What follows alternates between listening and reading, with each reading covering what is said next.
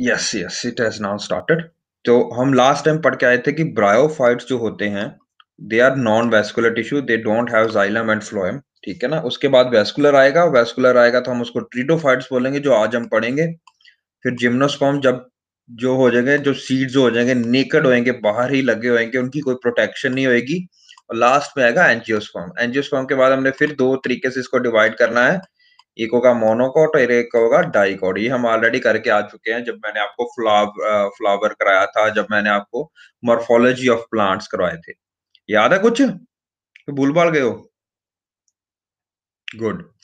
तो जब मैंने आपको कराया था कि दो चीजें होती हैं, देखो, गमीटोफिटिक फेज एंड स्पोरोफिटिक फेज। ठीक है ना, स्पोरोफाइट्स मतलब ये कर क्या रहे हैं, स्पोरोफाइट्स एंड गेमिटोफाइट्स ये होते क्या हैं बेसिकली। याद है जब मैंने आपको करवाया था प्लांट्स प्लांट्स में मैंने करवाया था कि आपका एक स्टेम होती है, ठीक है ना, देयर इज यहाँ पे जमीन के अंदर इसकी रूट्स होती हैं, ठीक है ना, रूट्स होती हैं, उसके बाद लीव्स होते हैं, ठीक है ना, and they have also got some specialised things known as flowers. ये फ्लावर्स हैं सपोज, ठीक है ना, तो फ्लावर्स भी होते हैं। Flowers contain both male and female sex organs. What are those? Pollen and anthers. ठीक है ना, याद है करवाया था, कोलक्स, करोला, एंथर एंड, है ना, करवाया था ना। यस। तो तो ये सारा चीजें होती हैं, ये हमने बताया था। लेकिन इसमें स्पोर जनरेट करने वाला कौन सा होता है? Different part, anther. एंथर ही स्पोर जनरेट करता है, आपको पता है, माइक्रोस्पोरेंजिया, मेगास्पोरेंजिया, है ना, हम पढ़ के आए थे सारा कुछ। तो एंथर, और ये ओवरी जो होती है ये क्या जनरेट करती है? ये जनरेट करती है एग। एग जिसको आप बाद में बोलते हो मेगास्पोरेंजिया। ठीक है ना, तो ये सारा इसी का हिस्सा होता है।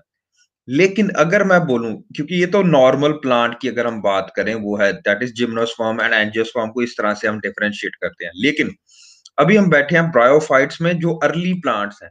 तो अर्ली प्लांट्स में अभी ये सब कुछ डेवलप नहीं हुआ, अलग से फ्लावर डेवलप नहीं हुआ। ठीक है ना, तो जो फ्लावर डेवलप नहीं हुआ, अभी स्टेम भी डेवलप नहीं हुई, रूट भी डेवलप नहीं हुई, ना भी लीव्स डेवलप हुए हैं। ठीक है ना, क्लोरोफिल जरूर आ गया इनके पास, लेकिन एक डिफरेंशिएटेड बॉडी नहीं है। तो जब डिफरेंशिएटेड बॉडी नहीं होती है तो वो सारा कुछ एक ही का हिस्सा माना जाता है। ठीक है ना, तो हम बोलेंगे कि जो गमीटोफाइट है, gametophyte is the dominant species, या डोमिनेंट या स्पोरोफाइट है, वो डोमिनेंट होता है। दो फेज हम बात करते हैं इससे पहले। ठीक है ना, जब हम बोलते हैं कि स्पोरोफाइट डोमिनेंट है, यानी कि हम बात करेंगे कि मेन जो बॉडी है वो स्पोरोफिटिक है। स्पोरोफिट मतलब जो कि स्पोर से बनती है, सारा कुछ बनता है। गैमेटोफिटिक जब हम बात करेंगे, like that are bryophytes, they have got gametophytic dominant phase मतलब प्लांट बॉडी इस प्रकार की बनती है। Let me show you something. यहाँ पे मैंने करवाया होगा, let me show you. No, somehow it is not showing over here.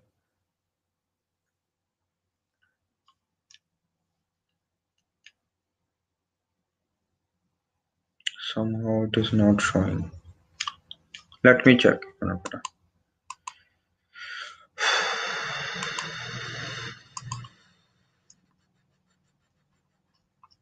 Just a sec.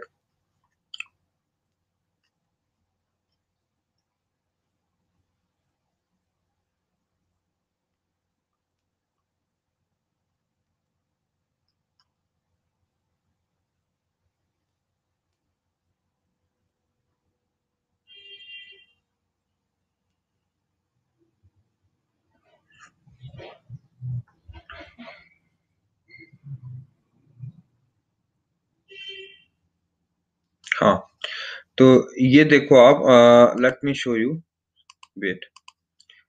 यहाँ पे ये देखो, जैसे we have, I will show you these things. जैसे ब्रायोफाइट्स में जब हमने पढ़ी थी, दीज आर ऑल ब्रायोफाइट्स ना, ये हम पढ़ के आए थे, अभी देखना, दीज आर ऑल ब्रायोफाइट्स। तो ब्रायोफाइट्स में हमने बोला था व्हाट आर दिस, ठीक है ना, these are basically sporophytes. Sporophyte मतलब स्पोर्स जो बनाते हैं, ये स्पोरफाइट्स होते हैं। याद है जब मैंने आपको कराया था इसमें फीमेल और मेल डिफरेंट होते हैं plants. Let me show you. ये दिख रहा है आपको, मैंने करवाया था। These are male plants and these are female plant, जो नीचे को त्रिकोणीय है, नीचे को है, दीज आर आर्किगोनियम में डिफरेंशिएशन होती है। पहली बात जो ब्रायोफाइट्स में आती है, आपको याद रखनी है, वो ये है कि भाई जी ये डिफरेंशिएटेड होते हैं, mail and female plants different होते हैं। दूसरी बात जो याद करनी है, ये जो अलग से ऊपर को आ रहे हैं, archegonium and anthro,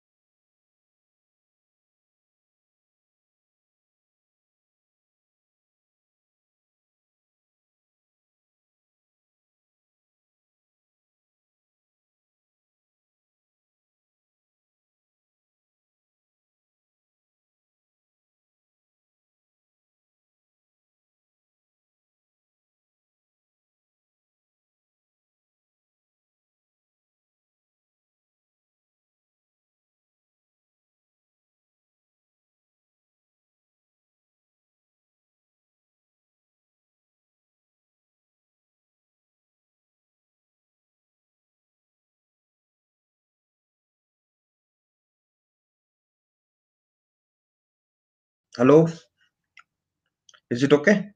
good good. So हम लास्ट टाइम पढ़ रहे थे, इट्स ओके ना, अब सबको आ रहा है, आवाज आ रही है? चलो ठीक।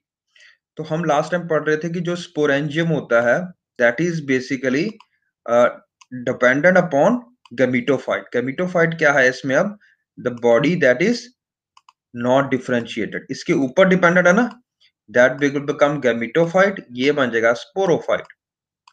लग गया?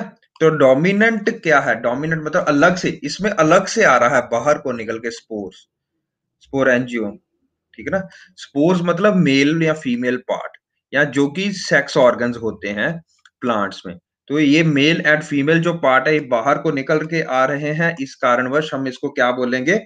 We will call them as sporangium. ठीक है, स्पोरेंजियोफाइट। और जो बाहर वाली डोमिनेंट फेस है, जो गमीट्स है, वो ये वाला हो गया, ये गैमेटोफाइट, स्पोरोफाइट। तो ब्रायोफाइट्स में हमेशा ध्यान रखना, the dominant face is gametophyte. Dominant मतलब मेन प्लांट बॉडी क्या सी है? गैमेटोफाइट। लेकिन ये चेंज हो जाएगा जब हम ट्रिडोफाइट्स की बात करेंगे। ट्रिडोफाइट जो इसके बाद में हमने पढ़ता आ रहा थे, जैसे ये देखो, ये इन्हीं की क्लासिफिकेशन की तरफ हम आगे बढ़ रहे हैं। जैसे हम ब्रायोफाइट्स को बोलते हैं, they don't have any different, don't have any vascular system, but there is a differentiation. Vascular system जब आ जाएगा तो हम उसको ट्रिडोफाइट्स बोलते हैं। क्या बोलेंगे हम? ट्रिडोफाइट्स। अब जब हम ट्रिडोफाइट्स बोल रहे हैं, इसमें क्या-क्या आता है, वो हमने नोट करना है। Let me show you, wait a sec.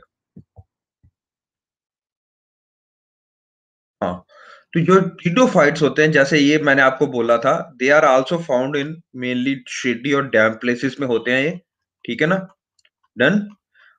They are made up of differentiated root, stem and leaves. अब रूट, स्टेम और लीव्स आ जाएंगे फंड्स में। आपने बनाना ट्री देखा होगा, आपने फंड्स देखे होंगे, जो छोटे-छोटे पत्ते होते हैं जब। लेट मी शो यू,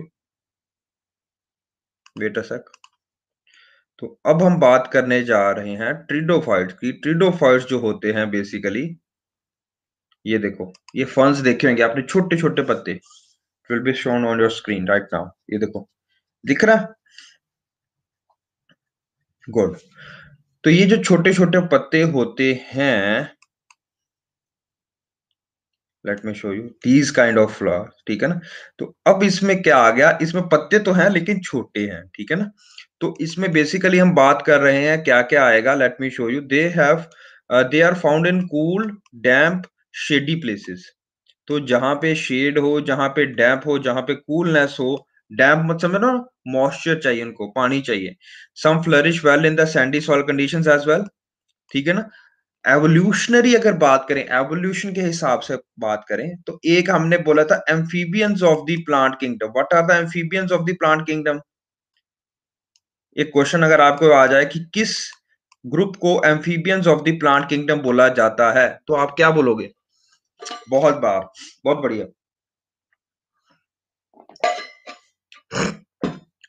बहुत बढ़िया सुमन, बहुत बढ़िया कोमल। तो एम्फीबियंस का मतलब समझ रहे हो? ठीक है, जो टेरेस्ट्रियल भी और उसके बीच में भी रह सकते हैं। लेकिन जैसे जैसे हम ट्रिडोफाइट्स की तरफ चल रहे हैं, they are the first terrestrial plants to possess vascular system. अब देखो, जब तो आपको पानी में हो, जब तक तो आपको ओशन में हो, जब तक आप क्या कहते हैं, क्या बात करते हैं हम, ओशन में हो, फ्रेश वाटर में हो, कोई भी वाटर बॉडी में हो, डू यू रिक्वायर रूट्स? बताइए, रूट्स चाहिए आपको? रूट्स का काम क्या होता है?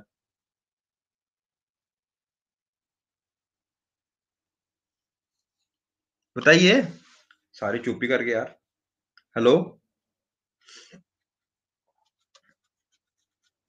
नहीं चाहिए, बिल्कुल सही बात है। क्योंकि जरूरत नहीं है आपको, ठीक है ना? पानी में जब हो, तो रूट्स का कहाँ काम है भाई? पानी को अब्सॉर्ब करना, न्यूट्रिएंट्स को अब्सॉर्ब करना।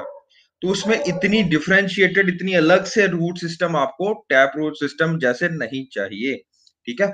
उसी प्रकार अगर आप बात करते हो कि भाई आपको जाइलम और फ्लोएम डिफरेंशिएटेड चाहिए, नहीं चाहिए, क्योंकि अभी जरूरत नहीं है हमें, ठीक है?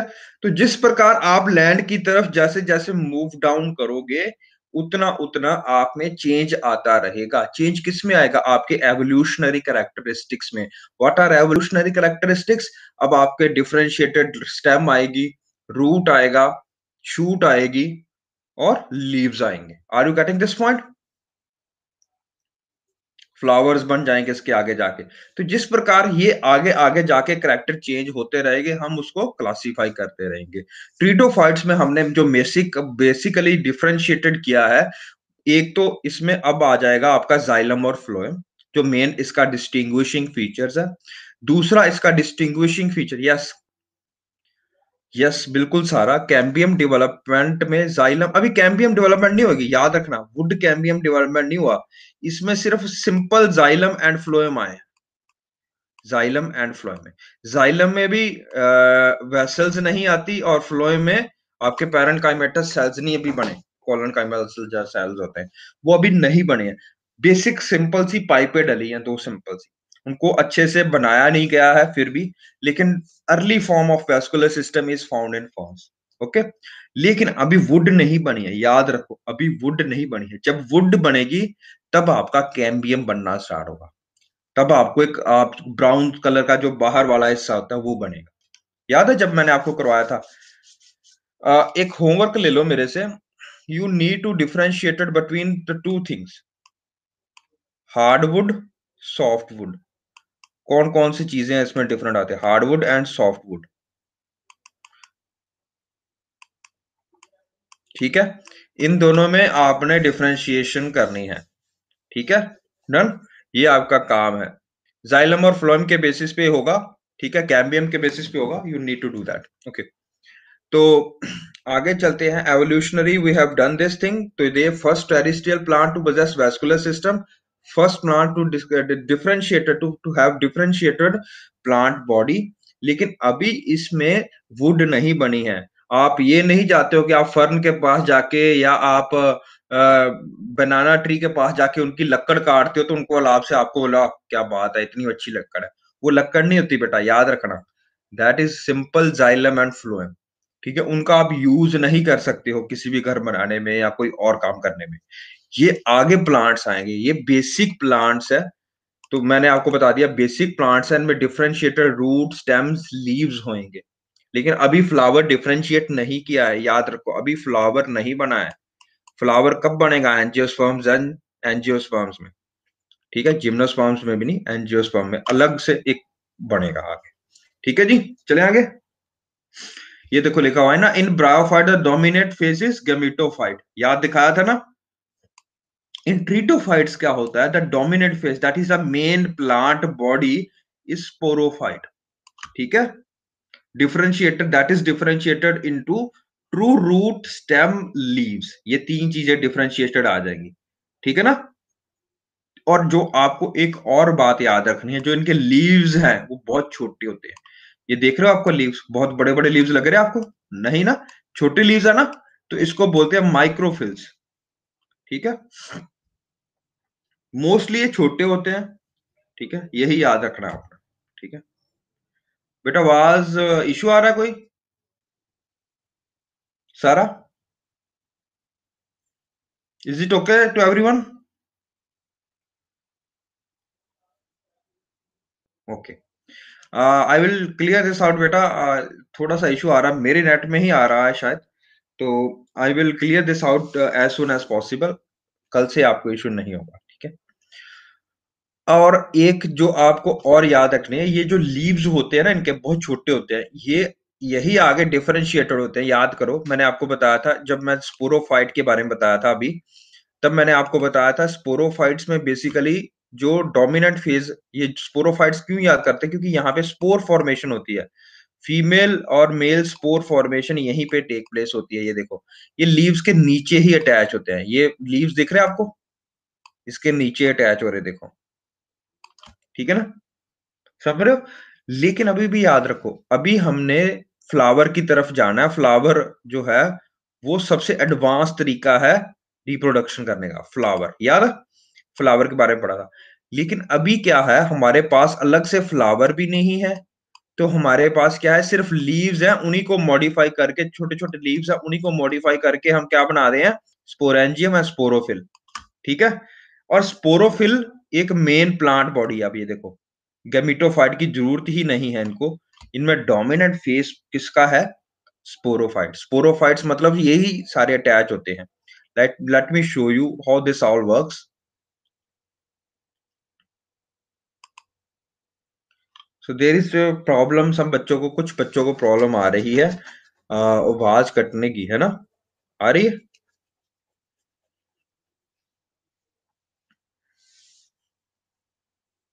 कोई बात नहीं बेटा, तो let me do one thing. जिनको ये प्रॉब्लम आ रही है, they can always join on the YouTube as well. ठीक है ना, let me start this lecture on the YouTube as well, ताकि आपको उसमें कोई इशू ना आए, या जिनका कोई अभी कनेक्शन अभी वीक आ रहा है, तो they will not face these kind of issues. Okay, let me start the class over the YouTube as well.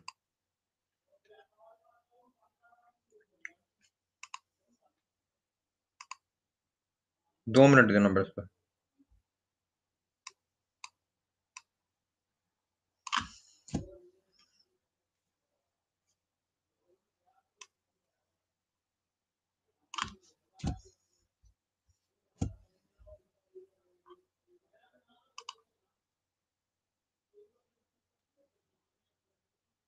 Just give me a few seconds.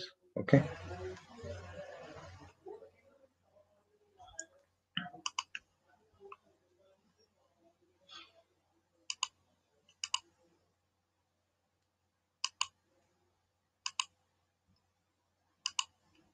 Just give me 2 minutes, okay?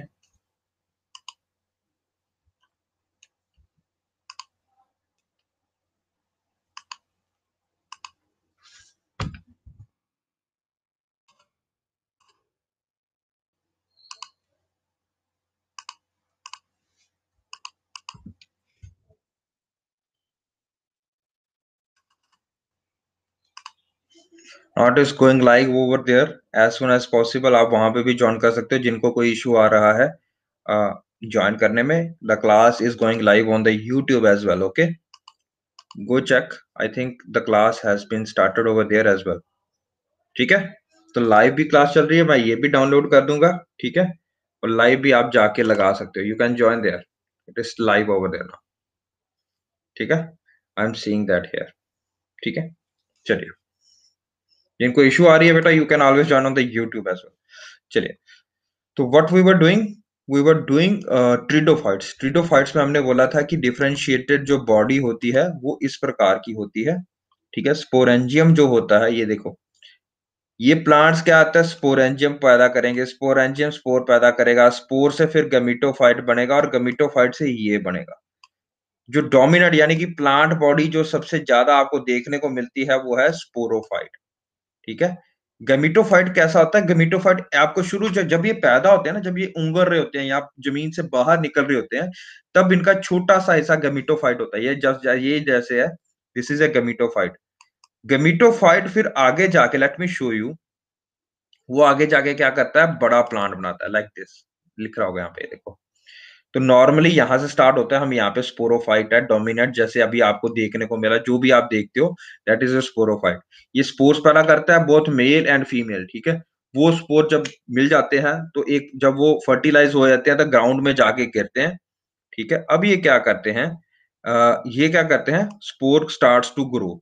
ठीक है ना, जब ये spore starts to grow करता है तो एक थैला ऐसा बनाता है इस तरह से। अभी आपके पास देखो, ना तो डिफरेंशिएटेड रूट है ना स्टेम है। ठीक है ना, ओके?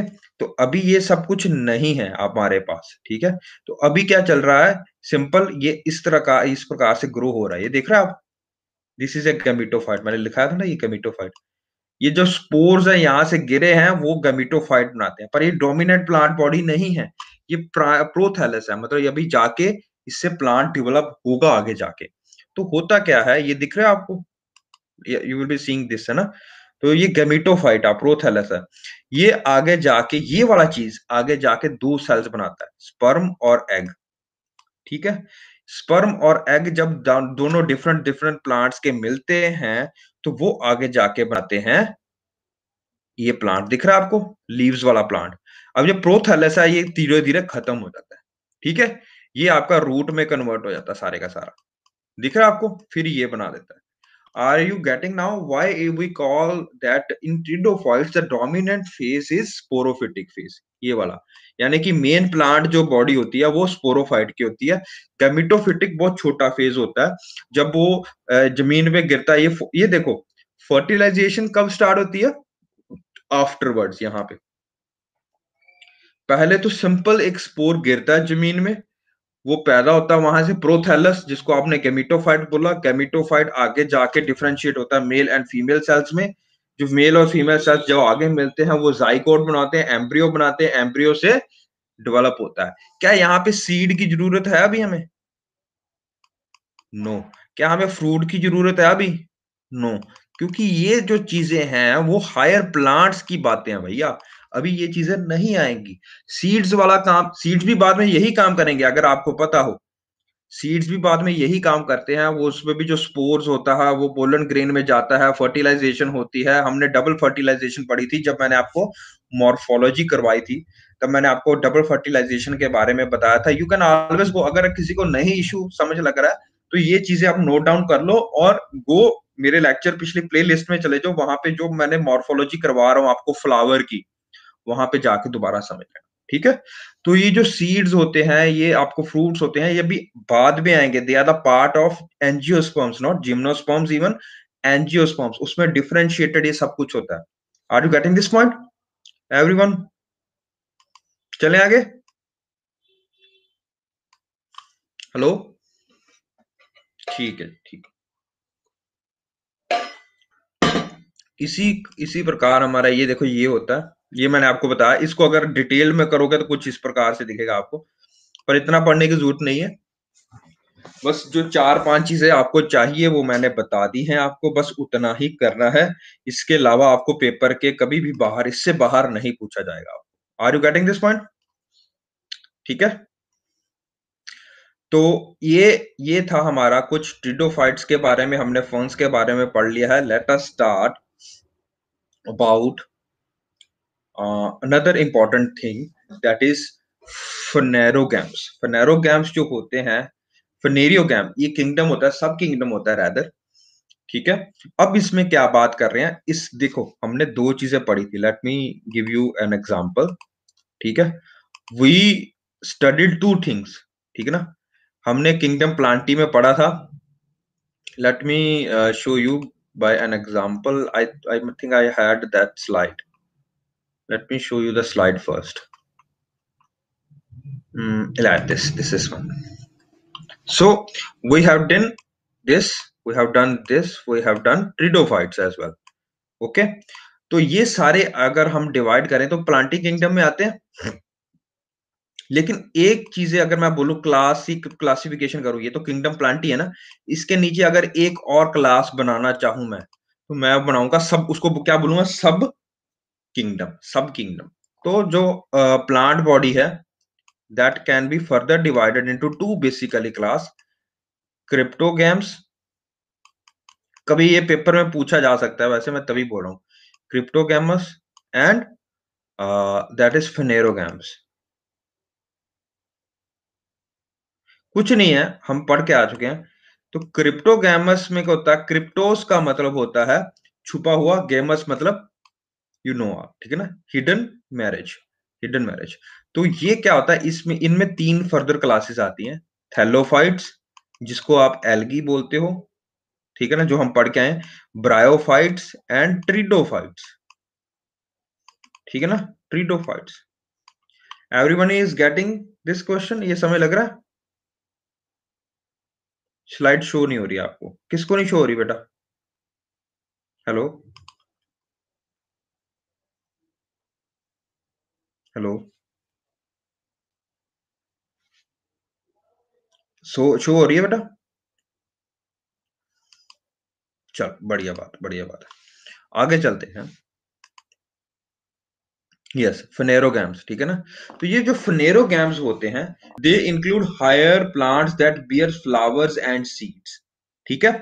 फनेरोगैम्स, फनेरोगैम्स एक सब किंगडम है, एक सब किंगडम है प्लांटी का ही, जब हम पढ़ के आ रहे थे।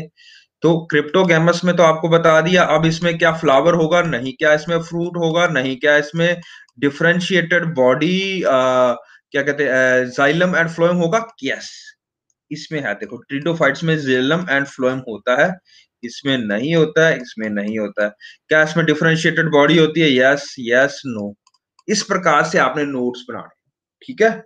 ये आप नेट से भी पढ़ सकते हो, जितना मैंने आपको कराया है उतना सफिशिएंट है बेटा। नोट्स जब आपने बनाने हैं हमेशा टेबल एटूड, जो साइंस के नोट्स हैं, बाकी के आप जैसे मर्जी बनाओ, लेकिन साइंस जो मैं करवाऊंगा और जो एनवायरनमेंट है जो मैं करवाऊंगा, वो वाले नोट्स आपने इस प्रकार ही बनाने। ठीक है, डन। कि ये इसमें ये चीज होती है, ये इसकी करैक्टरिस्टिक फीचर है, तभी आपकी साइंटिफिक रैशनैलिटी बढ़ेगी। ठीक है ना। तो ट्रिडोफाइट्स में ये हो गया। फिर नैरो गेम्स में क्या होता है, अब आपके पास फर्दर इसको डिवाइड करने के लिए दो चीजें हैं। फिनेरो गेम्स में आपके पास क्या आएंगे, जो कि डिफरेंशिएटेड होंगे इनटू रूट, स्टेम, लीव्स, ठीक है ना, और फ्लावर या सीड्स, ठीक है ना। अब ये इसके आधार पे दो हिस्सों में डिवाइडेड है फिनेरोगैम्स, एंजियोस्पर्म्स और जिम्नोस्पर्म्स। जिम्नोस्पर्म्स में क्या होता है, नेकेड होता है सीड। सीड में कवरिंग नहीं दी जाती है। किसकी कवरिंग नहीं दी जाती है? फ्रूट की। तो जहां पे फ्रूट नहीं होगा, तो वो आपका बन जाएगा सीड, जो कि नेकेड होगा, बाहर को निकला होगा, उसके अराउंड कवरिंग नहीं होती है। जैसे आप सेब खाते हो, तो सेब अगर हम देखो उसके अंदर बीज होता है ना। अगर आप ध्यान से सेब काटा हो कभी, किसी टाइम ने आपने देखा हो, तो जो सीड होता है वो कवर्ड होता है बाय दैट पल्प, जो पल्प होती है, अगर आप अभी संतरा आ रहा है या किन्नू आ रहा है, आप किन्नू खा रहे हो, तो बीज आता है सबसे अंदर आगे जाके उसके। कवर्ड किससे होता है वो? Around is covered by starch, carbohydrate से सारा कवर्ड होता है, पल्प से कवर होता है। जो पल्प से कवर होता है, जिसमें सीड हिडन होता है, that is angiosperms. Everyone got this? और एंजियोस्पर्म्स आगे जाके दो हिस्सों में डिवाइड होते हैं, फर्दर हम पढ़ेंगे, मोनोकॉट्स, डाइकॉट्स। और जिम्नोस्पर्म्स आगे जाके दो हिस्सों में डिवाइड होते हैं, cycas and pine. Pine tree देखे कभी? जब आप कसौली जाओ, इधर उधर जाओ, हिमाचल में घूमने पड़ने जाओ, सबसे डोमिनेट जो आपको पाइन, यानी इसको कॉनिफर्स बोलते हैं, कॉनिफेरस ट्रीज, कॉनिफर्स, इसको कॉनिफर्स बोलते हैं। ठीक है, तो ये कॉनिफर्स जो होते हैं, ये आपको जब आप कसौली जाते हो, मनाली जाते हो, कुल्लू जाते हो, वहां पे डोमिनेट स्पीसीज साइकस और पाइन होते हैं। ठीक है, अब देखो याद रखो, ये मैंने अब आपको करवा दिया है। ठीक है, जब मैं अब आपको कराऊंगा इकोलॉजी और इकोसिस्टम, इसके आगे आपने किस प्रकार सोचना है, देखो इसके आगे अब आपको याद रखना है कि जो पाइन्स होते हैं, इनकी कैरेक्टरिस्टिक्स क्या होती है, पाइन, साइकस, कोनिफर्स, कोनिफर्स, ये त्रिकोणीय होते हैं, इनका नेकेड सीड होता है, तो कौन से जिम्नोस्पर्म्स है, ये आपको पता लग गया। क्या अब आप इसको इवेल्युएट करोगे, इसको ये किस कहाँ के मौसम में होते हैं, वेदर, क्लाइमेट किस प्रकार का होता है वहां पे, किस प्रकार की सॉइल होएगी वहां पे, ठीक है, किस प्रकार का एलिवेशन होएगी वहां पे, जिस प्रकार पे ये होंगे। ठीक है, तो यूपीएससी इज नाउ, ठीक है ना? यस, पंज कम हो, व्हाट इज पंज? पंज कम हो पानी, ओके ओके, ठीक है, पानी कम हो, तो ये समझ रहे हो आप, ठीक है ना, ये बातें आर यू ट्राइंग टू, ठीक है ना? इसके बाद और यही चीजें आपको देखनी है, एलिवेशन। ठीक है, तो यूपीएससी कभी बार पूछती है कि ये क्वेश्चन पूछा गया था 2017 में, I still remember this question. उन्होंने मेरे को, उन्होंने एक बता दिया कि this dominant species of plant या tree hash slash has the following characteristics, तो उसमें बोला this is grows above 1800 kilometre के अबव होती है, ठीक है ना, 1800 मीटर हाइट पे ये पैदा होती है, ठीक है, ये डोमिनेंट स्पीसीज है, ठीक है, ये वाटर कम चलता है, इसको कम वाटर कम लगता है, प्रेसिपिटेशन इज लेस, ठीक है ना। तो ये चीजें जब वो लिखते हैं, तो आप now you should connected with these things also. इस साल जो पेपर में 2020 के क्वेश्चन आया था, that was about agricultural crops, I think it was about cotton. तो उन्होंने बताया था कि this plantation agricultural crop is grown, ठीक है ना, इन इन और दिया होता है रबी सीजन पे या फलाना सीजन पे होती है। इसका जो क्या कहते हैं, अभी व्हाइट बॉल रस्ट का एक डिजीज आई थी इसको, तो वो काफी कॉमन रहती है, जिसके कारण ये सारी की सारी बर्बाद हो गई थी। तो ये ट्राइंग टू सी कि कौन सी क्रॉप है ये, इसको इतना पानी चाहिए होता है, इतना इसको हीट चाहिए होती है, इतना मतलब उसको टेम्परेचर चाहिए होता है, इतना उसको डे टाइम टेम्परेचर चाहिए होता है। Are you getting this? Now UPSC is not only asking कि ये जिम्नोस्पर्म है या एंजियोस्पर्म है, ये क्या है। Are you connecting this? Now जैसे हम आगे चलेंगे, एग्रीकल्चर से भी इसको कनेक्ट करना है भैया। तो this is what UPSC is desiring you to have, ठीक है। तो इतने ज्यादा पैर पकड़ने के लिए या कभी सिर बाजू पकड़ने के लिए you need to study a lot. तो ये मत में सोचो कि ये ज्योग्राफी का पार्ट है, ये ज्योग्राफी वाले सर कराएंगे कभी जाके, तब हम पढ़ेंगे। Start making roads night now, मैं भी करवाऊंगा, एनवायरमेंट भी करवाऊंगा, एनवायरमेंट में जब करवाऊंगा, environment and ecology, we will discuss these things. तो वही मैं एग्रीकल्चर के बारे में भी करवाऊंगा, प्रेसिपिटेशन के बारे में भी करवाऊंगा आपको। और जब मैं एनवायरनमेंट करवाऊंगा, तब मैं आपको ज्योग्राफी के बारे में, एनवायरमेंटल ज्योग्राफी जो आती है, कंसेप्ट आता है हमारे पास पूरा, वो भी करवाऊंगा। I will let you know about, क्योंकि मैंने आपको करवाने हैं, याद भी करवाने हैं, क्या कहते हैं, नेशनल पार्क्स एंड ये जो होते हैं दूसरे पार्क्स है ना, national parks and biosphere reserves, okay. तो ये जब मैं याद करवाऊंगा, ये क्योंकि अब UPSC what is they are asking is not simply भाई ये वाला वो कहाँ पे है, ठीक है ना, ये वाला। अभी अगर आपने क्वेश्चन देखा हो इस साल का 2020 का, तो they are not asking about biosphere reserves या ओनली अबाउट नेशनल पार्क्स? उसमें से कौन सी रिवर पास करती है भैया? ये भी आपको पता होना चाहिए। अरे वो रिवर किसका हिस्सा है भैया? कौन सी राइट बैंक ट्रिब्यूटरी है या लेफ्ट बैंक ट्रिब्यूटरी? ये भी पता होना चाहिए। अरे भैया उसके ऊपर कौन सा डैम है? ये भी पता होना चाहिए। अरे ये कौन से स्टेट्स में आती है? ये भी पता होना चाहिए। अरे वहां पर डोमिनेंट प्रजाति कौन सी है? डोमिनेंट स्पीसीज कौन सी है? ये भी पता होना चाहिए। अरे वहां पे एंडेंजर्ड स्पीसीज कौन से हैं? ये भी पता होना चाहिए। अरे वहां पे किस प्रकार का सॉइल है, वेदर है, क्लाइमेट है? ये भी पता होना चाहिए। ठीक है, किस प्रकार से ये सारा कुछ, ये समझ लो, you they are connecting everything now. वो किसी का किसी भी कॉम्बिनेशन के साथ पूछ सकते हैं। They can ask national park with the combination of river, they can ask national park with the combination of river basin, कौन सी ट्रिब्यूटरी आती है वहां पे। They can ask national park with dams, with states, with dominant species, endangered species, soil species. ठीक है, are you getting this point now? तो it is connecting it, everybody connecting the dots now. क्योंकि आप ये पढ़ लोगे, ये पढ़ लोगे, ये पढ़ लोगे, पेपर में अगर पूछ ही ये लिया है तो आप क्या करोगे फिर, है ना? तो you need to start connecting each and everything. हमने लास्ट टाइम जब मैंने करवाया था, आई थिंक लास्ट वाले बच्चों को, we did Eravikulam national park, okay, we did Pambanam national park. जब मैंने रिवर पंबा कराई थी और रिवर ये कराई थी पनेरू और कावेरी की रिवर्स कराई थी, तब मैंने स्पेसिफिकली बताया था कि ये डिफरेंशिएट करती है। ये इस प्रकार से दो रिवर्स इस तरह से होती है, एक लेफ्ट फ्लोइंग रिवर है, एक राइट फ्लोइंग रिवर है। एक बे ऑफ बंगाल में जाएगी, एक जाएगी आपकी रिवर पंबा जो पेनार है, वो आपकी दूसरे तरफ जाती है, ठीक है ना, ऑपोजिट जाती है डायरेक्शन में। तो उन्होंने इसी पे क्वेश्चन बना दिया कि ये सेपरेट कौन सा है, राविकुलम नेशनल पार्क को सेपरेट कौन सी रिवर करती है भाई? तो ये भी एक क्वेश्चन इस प्रकार से भी आ सकता है। तो you should start doing these kind of questions right now. तो सबसे पहले हम एकदम से ऊपर नहीं डेवलप करेंगे, वी विल फॉर्म, पहले मैं आपको नेशनल पार्क याद करवाऊंगा, then we will start about rivers, कौन कौन सी रिवर्स हैं। फिर मैं आपको बोलूंगा कि मैंने जब दोनों करवा दी, आपको रिवर्स भी करवा दी और नेशनल पार्क भी करवा दिए, बायोस्फीयर रिजर्व्स याद करवा दिए, दो कराऊंगा मैं याद। तीसरा काम आपका भैया, इन दोनों को कनेक्ट करो, थोड़ा दिमाग भी लगाओ। सारा दिमाग मैं लगाऊंगा तो तुमने क्या करना है, तुम्हारा दिमाग चलेगा नहीं।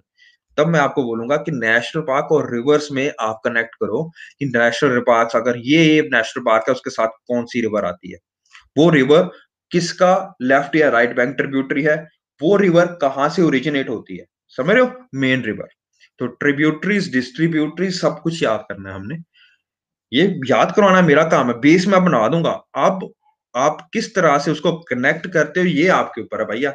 अब मैं नहीं बोलूंगा कि भाई मैंने करवाया था और मेरे हिसाब से आएगा, ठीक है ना, पर थोड़ा सा तो आपको करना पड़ेगा ना। अगर मैं डैम्स भी याद करवा दूंगा, मैं ये भी करवा दूंगा, बट आपको कनेक्ट तो बीच में करना ना कि ये वाला नेशनल पार्क यहाँ पे था, इसके साथ में अगर खुद सोचो, if you have this much of knowledge कि भाई ये इंडिया है, जो राइट फ्लोइंग रिवर है या इधर को जाती है वो रिवर कौन सी है, इधर को जाती है वो रिवर कौन सी है। अगर मैं बोल रहा हूँ इराविकुलम नेशनल पार्क, वो समवेयर इट इज हियर, उसमें कौन सी रिवर आएगी, तो ये ढूंढना आपका काम है भैया, ये मैं नहीं करवाऊंगा।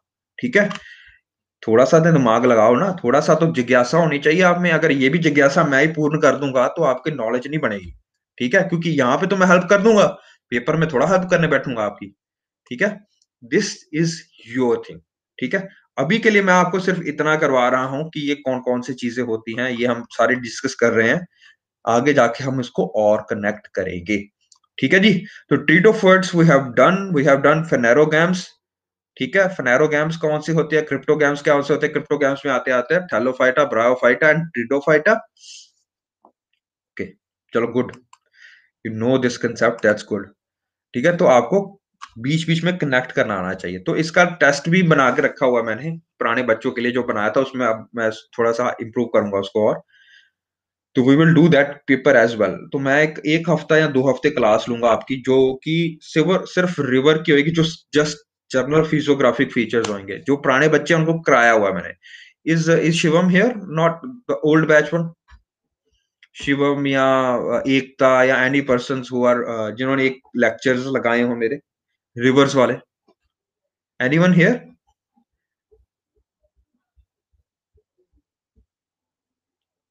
जी, चांदनी आप थे?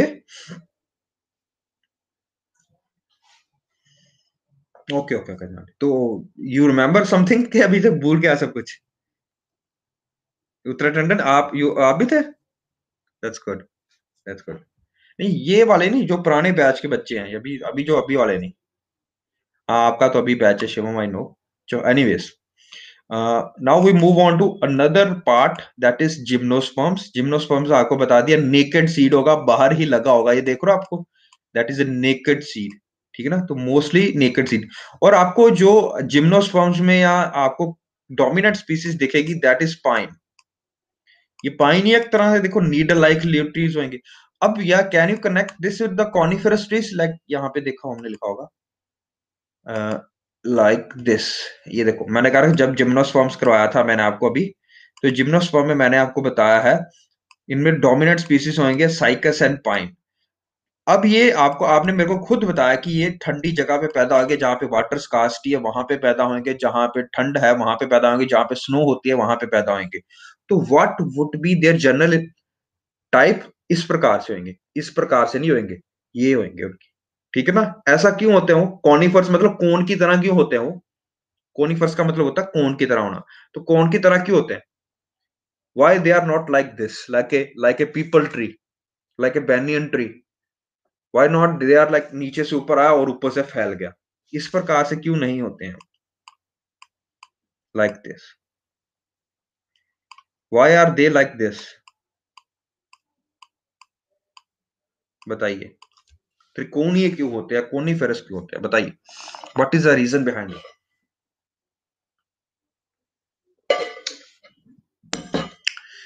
हिल्स पे होते हैं तो क्या होता है? नॉट करीमा, नॉट मुरझा जाएगा, not conservation of water, that are leaves. Cold region की वजह से, कोल्ड रीजन की वजह से winter season, you are getting that, लागे लागे पहुंच रहे हो, लेकिन अभी भी पहुंच नहीं रहा अच्छे से आंसर। स्नो, बहुत बढ़िया कोमल, बहुत बढ़िया। व्हाट विल डू, आपने देखा होगा जब भी आप कसौली में जाते हो, तो जो घर होते हैं वो त्रिकोणीय होते हैं। व्हाई नॉट हमारी तरह फ्लैट क्यों नहीं होते? बिकॉज भैया, अगर इतनी बर्फ पड़ेगी या 4-5 मीटर की बर्फ पड़ती है वहां पे, 4-5 सॉरी फीट की, जितनी हमारी हाइट है इतनी तो बर्फ ही पड़ जाती है वहां पे। ठीक है ना, सर्दियों में खासकर। तो अगर वो क्या कहते हैं फ्लैट बनाएंगे, तो पानी ऊपर का बर्फ उतनी जम जाएगी, बर्फ से वो नीचे गिर जाएंगे, उसका भी तो भार होता है बर्फ का भी, स्नो का भी। तो वो नीचे गिर सकते हैं, ग्रेविटी के कारण उनका नीचे टूट सकते हैं वो। तो इस कारणवश जो घर बनाए जाते हैं वो इस प्रकार के बनाए जाते हैं कि यहाँ से भी स्लाइड हो जाए, यहाँ से भी स्लाइड हो जाए। तो we always try to mimic nature. तो नेचर की तरह हमने भी घर भी ऐसे बनाया। नेचर ने जो बनाया है ट्री, उसको इस प्रकार से बनाया, इस त्रिकोणीय, ताकि बर्फ अगर गिरती है यहां से तो स्लाइड डाउन हो जाती है, यहां से गिरती है तो स्लाइड डाउन हो जाती है। ठीक है, तो that is why they are known as conifers. तो कोनिफर्स एक तो त्रिकोणीय होंगे, मतलब कोन की तरह होंगे, और दूसरी जो चीज होती है major, that is the needle life trees. क्योंकि ये बर्फ है भाई, बर्फ से पानी एकदम से पिघलेगा नहीं। ठीक है ना?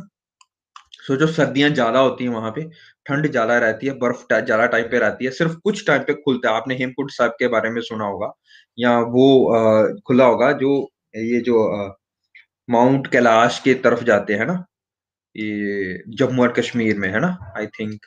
कौन सी यात्रा पे जाते हो जम्मू एंड कश्मीर में? आई फॉरगॉट, कौन सी होती है वो? केदारनाथ नहीं, केदारनाथ नहीं, इससे ऊपर से जो जम्मू एंड कश्मीर से होकर अमरनाथ, हाँ अमरनाथ, यस। अमरनाथ, नॉट जगन्नाथ, अमरनाथ। अमरनाथ की यात्रा पे जाते हैं तब उनको भी पता होगा कि जो वो देखते हैं वहां पे बर्फ ज्यादा पड़ती है। बर्फ मतलब पानी कम रहेगा। बर्फ में है पानी, तो दैट इज नॉट कि पानी बहुत है। पानी तब होगा जब वो लिक्विड फॉर्म में आएगा, समाएगा नीचे, क्योंकि वहां पे शॉर्ट ग्रोइंग सीजन होता है, शॉर्ट समर्स होती है वहां पे। तो that will affect how the physiology of the plant. वहां पे प्लांट क्योंकि शॉर्ट समर्स हैं, तो क्या होएगा, जो लीव्स होंगे वो नीडल लाइक होंगे।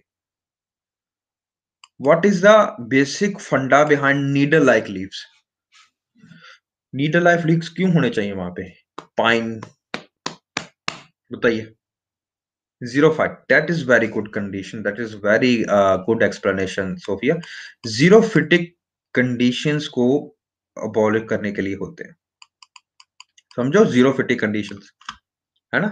तो जीरो फिटिंग का मतलब होता है कि जब आपके पास पानी की कमी हो, पानी का कमी हो, तो आप नीडल लाइक या स्पाइन लाइक लीव्स बनाओगे, ताकि आपका क्या कम हो? ट्रांसपीरेशन कम हो। Transpiration is the water loss. जैसे हम पर्सपीरेशन करते हैं, हमारा पसीना निकलता है ना, तो जब प्लांट्स का पसीना निकलता है, उसको हम बोलते हैं ट्रांसपीरेशन। इसी प्रकार समझ लो, एनालॉजी मोटा मोटा इट्स द सेम, ठीक है? वो भी प्लांट। तो ट्रांसपीरेशन को अगर उन्होंने कम करना है, और वाटर की भी कमी है, सोचो, वाटर की भी कमी है और ट्रांसपीरेशन भी कम करना है, तो इनपुट और आउटपुट दोनों कंट्रोल करने हैं, तो they need to have needle like trees. Needle like जो लीव्स होंगे, एक तो ट्रांसपीरेशन कम करेंगे, वहां पे बर्फ जम सकती है नीडल लाइफ लीव पे, बताओ? ऐसे करके पत्ता होगा तो उसका सरफेस एरिया ज्यादा है, तो उसके ऊपर बर्फ जमा हो सकती है। अगर पत्ता ही एक है, मतलब इस तरह से नीडल लाइक है, तो उसके ऊपर कहां बर्फ जमा होगी? समझ रहे हो कितने चालाक है plants? Are you connecting all this things? ठीक है ना? तो जिस प्रकार से वहां का वेदर होगा, सनलाइट होएगी, weather, sunlight and your precipitation, ये तीनों चीजें बहुत ज्यादा डिपेंड करती। वेदर भी छोड़ दो, वेदर तो एक जगह का आप चेंज नहीं कर सकते हो। The amount of sunlight a plant gets and the amount of precipitation it gets will change the ecology of the system. Like if we say, और सर ने शायद आपको करवाया भी हो, आपके इकोनॉमिक वाले सर ने, ठीक है ना, इकोनॉमी वाले सर ने, शायद उन्होंने जब आपको ट्रीज करवाए थे तब कराए होंगे, इसके बारे में बताया होगा। Tropical evergreen wet evergreen forest. When I say this thing, what kind of tree do you think would be there? A conifers, or something like on the lines of redwood, sapwood, इस तरह से? बताइए, ये करवाया था कि नहीं करवाया? अरे क्या बात कर रहे हो यार, दिल मत तोड़ो। आपके सर ने करवाया नहीं आपको ये? आई थिंक सर ने फॉरेस्ट करवाए थे, टाइप ऑफ फॉरेस्ट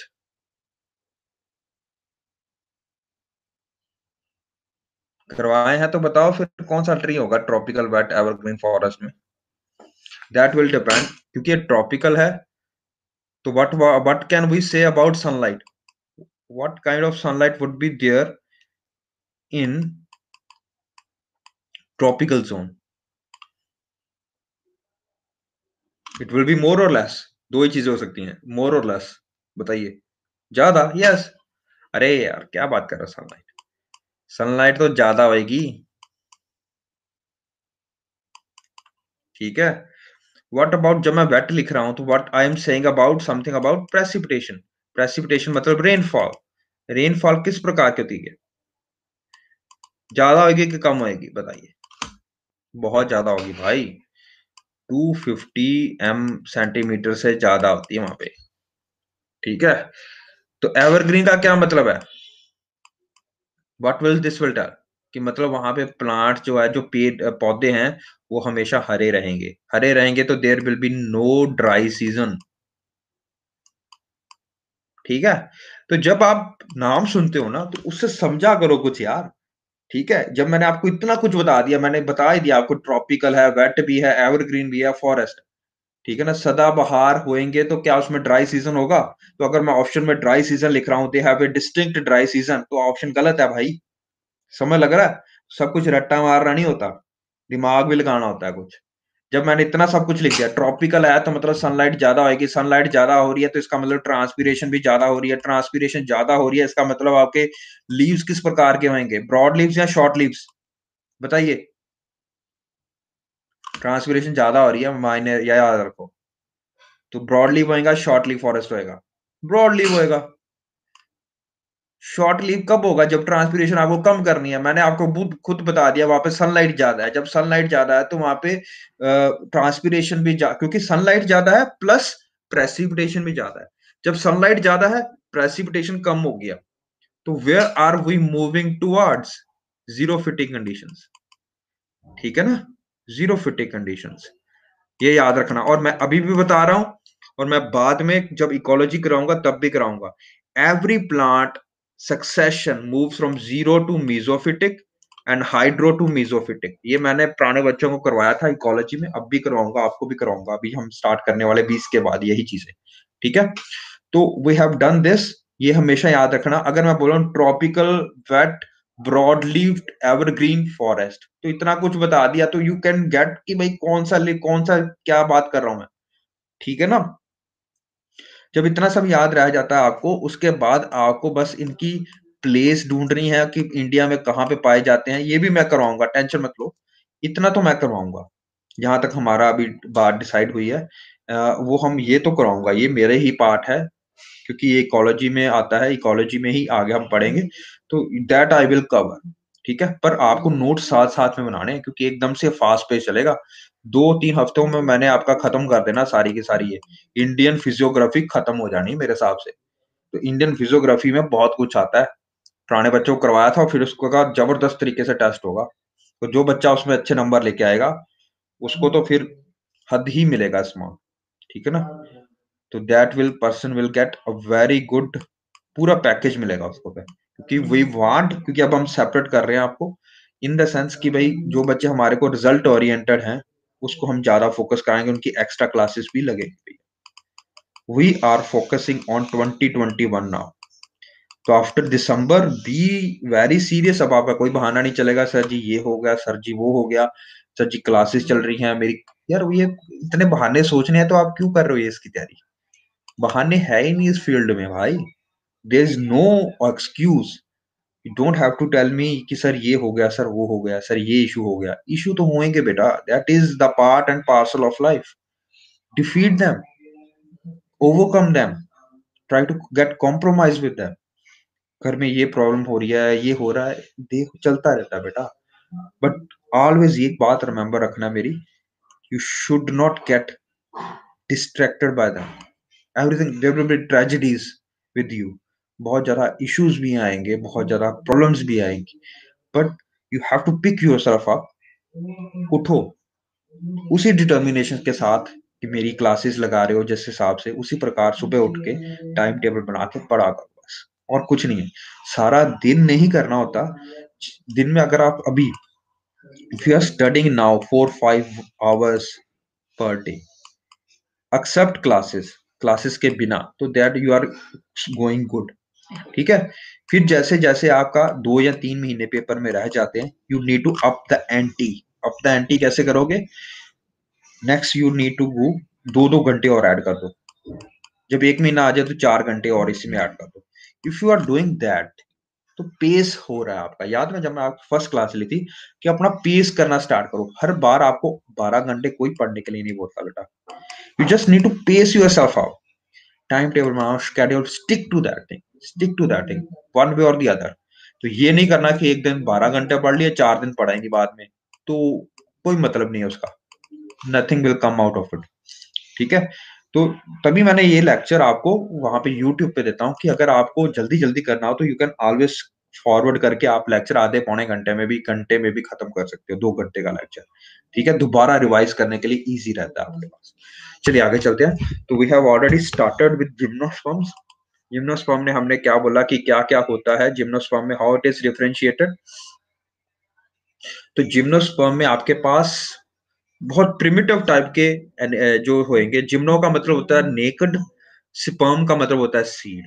तो जो आपके पास सीड होंगे यहाँ पे, या जो प्रकार के आपके पास जिम्नोस्पर्म्स होंगे, मतलब ये नेकड होंगे सीड्स, और नेकड सीड्स होंगे, और ये प्रिमिटिव टाइप के होंगे, यानी अभी एंजियोस्पर्म्स नहीं आए, सिंपल सीड्स होंगे, ठीक है। तीसरे इसे अलावा क्या बात है, the seeds produced by these plants are naked and are not enclosed with any fruits, ठीक है। तो कोई फ्रूट नहीं होएगा, सिंपल सीड्स होंगे, प्रिमिटिव टाइप के सीड्स होंगे, और सीड किस प्रकार के होंगे? नेकेड होंगे। चौथी बात यहाँ पे जो सबसे बात याद करनी है, they are perennial evergreen woody plants. Perennial evergreen woody. What are perennial means? What does evergreen means? ये समय लग रहा? वुडी मतलब अब कैम्बियम आ गया, लग गई समझ? Everyone got it? तो पेरिनियल एवरग्रीन वुडी, प्रिमिटिव, ठीक है, नेकेड सीड्स, नो फ्रूट्स। इतना कुछ अगर आपको जिम्नोस्पर्म के बारे में पता है, इसके ज्यादा आपको करने की जरूरत। पेरेनियल मतलब सारे टाइम पे रहते हैं, एवरग्रीन रहते हैं, 12 के 12 महीने वो अपना लीव छोड़ते नहीं है, लीव्स को गिराते नहीं, ठीक है। तो एवरग्रीन और पेरेनियल, ठीक है। Are you getting this point? ठीक है। तो ये प्लांट्स गिराएंगे नहीं, ये प्लांट्स आपके अपने लीव शेड नहीं करते हैं, there is no distinct dry season here, ठीक है। तो ये आपको याद रखना है, ठीक है। चले आगे। Seeds develop after post fertilisation are not covered, they are naked like this. आप you are seeing this, you are seeing this, ये जो छोटे छोटे गोले से बाहर निकल रहे, let me show in a different colour. ये देखो, ठीक है ना, ये बाहर जो लटके हुए हैं ये सारे के सारे क्या है, नेकेड सीड्स हैं। You are seeing this also ना, तो this is a naked seeds. Done? अब आपने ये चीज भी देखी होगी, देखना, जब मैंने आपको करवाया था, I thought I told you this thing ना, ये करवाया था। माइक्रोपाइलर एंड क्या होता है, फुनिकुलर एंड क्या होता है, चलाजा क्या होता है ना, ये करवाया ना हमने। ये किसके हमने बात की थी, जब ये बात करके आए थे तो हमने एंजियोस्पर्म्स की बात की थी। वो जिम्नोस्पर्म में क्या होगा, ये जो आउटर कवरिंग है यहाँ पे, ये वाली, ये नहीं होगी। लग रहा समझ? ओवरी नहीं होगी, ओवरी की वॉल नहीं होती है, ठीक है ना। तो उसमें क्या होता है, ओव्यूल होता है, ओवरी नहीं बनती है। ओवरी जब होती है तो ओवरी का मतलब होता है कि वहां पे सारे का सारा क्या होगा, आपका स्टोर होगा फ्रूट, ठीक है ना, पल्प। अगर मैंगो है तो आपने समझा होगा, ठीक है ना, क्या होता है वो ओवरी के राउंड। मैंगो किसी ने खाया हो तो आपको पता होता है, गिलक आती है बीच में, गिटक और जो इसकी आउटर कवरिंग के बीच में जो खाली जगह है, वो पल्प जिसको आप खाते हो, that is basically your ovules, ठीक है ना, सॉरी ओवरी। ये सीड क्या बना देता है, फर्टिलाइज होता है तब ये बनता है, ठीक है ना। तो ये एंजियोस्पर्म की क्लासिक का डिफरेंशिएशन है। जिम्नोस्पर्म में क्या होगा, जिम्नोस्पर्म में there will be simple organisation, there will be no fruit outside the ovule, ठीक है ना। तो एक सीड होगा, सीड भी वो डेवलप करेगा, एक ओवरी डेवलप वहां पे नहीं होती है। चले, ओव्यूल होता है। चले आगे चलते हैं। What we need to do next is, ये आपने देखा होगा, तो ये बड़ा, सबसे जो बड़ा रेड वुड होता है, जॉइंट रेड वुड ट्री इतना बड़ा होता है, इसके सामने हम कुछ भी नहीं लग रहे। ये आपको क्लासिकली वहां पे देखने को मिलता है। कहाँ पे होता है ये, 44 डिग्री लैटिट्यूड के ऊपर, अमेरिकाज में होता है, अपर अमेरिका, ठीक है। तो अगर कनाडा में चले जाओ, और वहां पे किस प्रकार का मौसम होता है भाई वहां पे, क्या वहां पे ट्रॉपिक्स होते हैं? नहीं। तो कौन सा ट्रीज डोमिनेंट होंगे? Are you getting this point now? अब देखो, let me make you a connection. So suppose let me show in a different colour.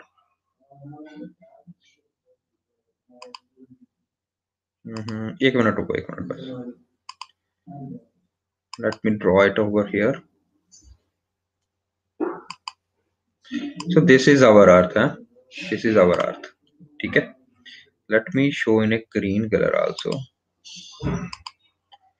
So we divide it into, sorry, we divide into basically, sorry, let me clear this out, let me draw here.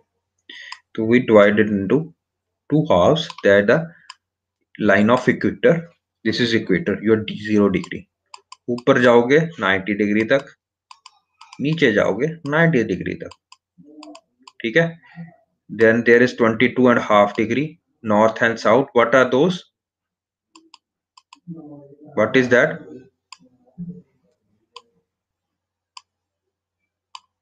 ये Tropic of Cancer and Capricorn, ठीक है ना, Tropic of Cancer and Capricorn. थोड़ा ज्यादा बड़ा हो गया, थोड़ा कम होना चाहिए था। Above that is your subtropics, above that is your what region, what region is above subtropics, बताइए। अरे नहीं यार, क्या बात कर रहे हो, समझिए, वो तो सबसे ऊपर आएगा पोलर रीजन में। पोलर रीजन के नीचे क्या होता है? That is your temperate zone.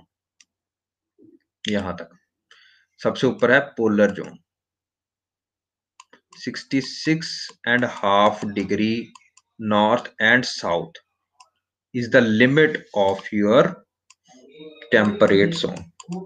ठीक है, 66 से ऊपर जितना भी है that is your polar zone.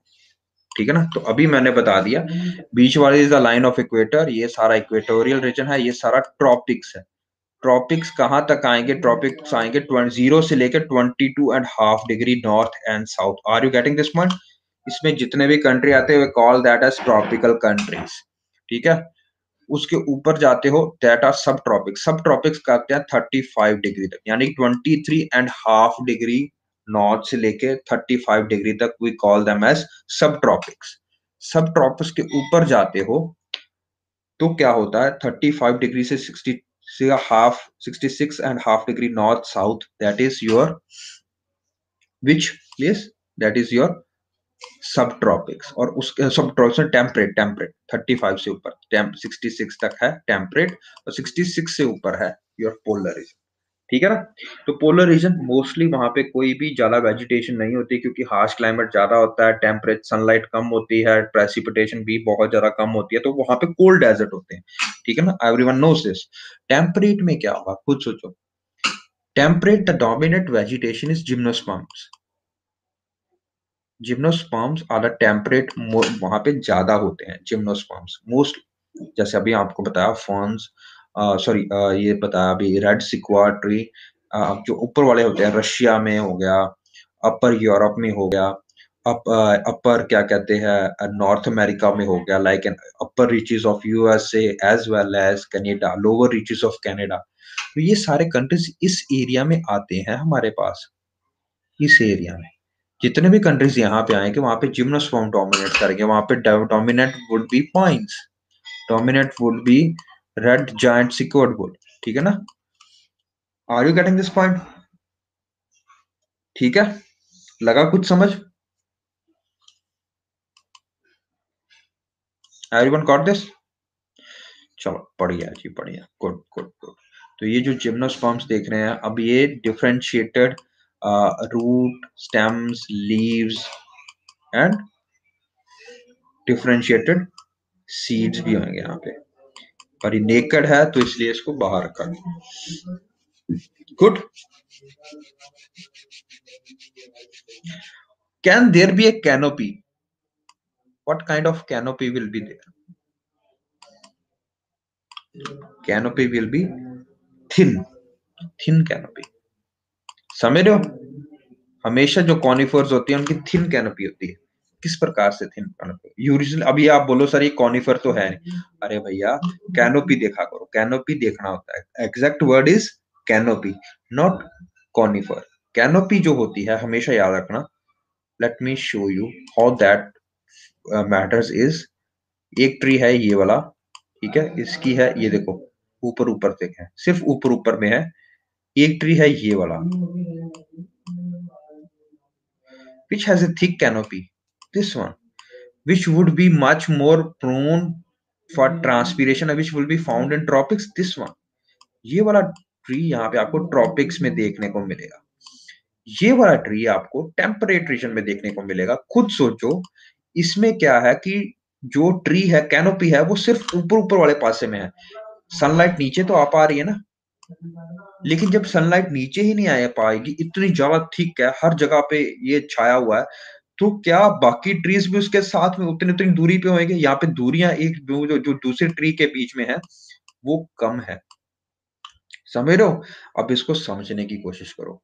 देखो देखो होता क्या है, ये एवरग्रीन फॉरेस्ट है, suppose this is I am showing you evergreen forest. जो दूसरा दरख्त है वो यहाँ पे है, जो तीसरा दरख्त है वो यहाँ पे है, जो चौथा दरख्त है वो यहाँ पे है।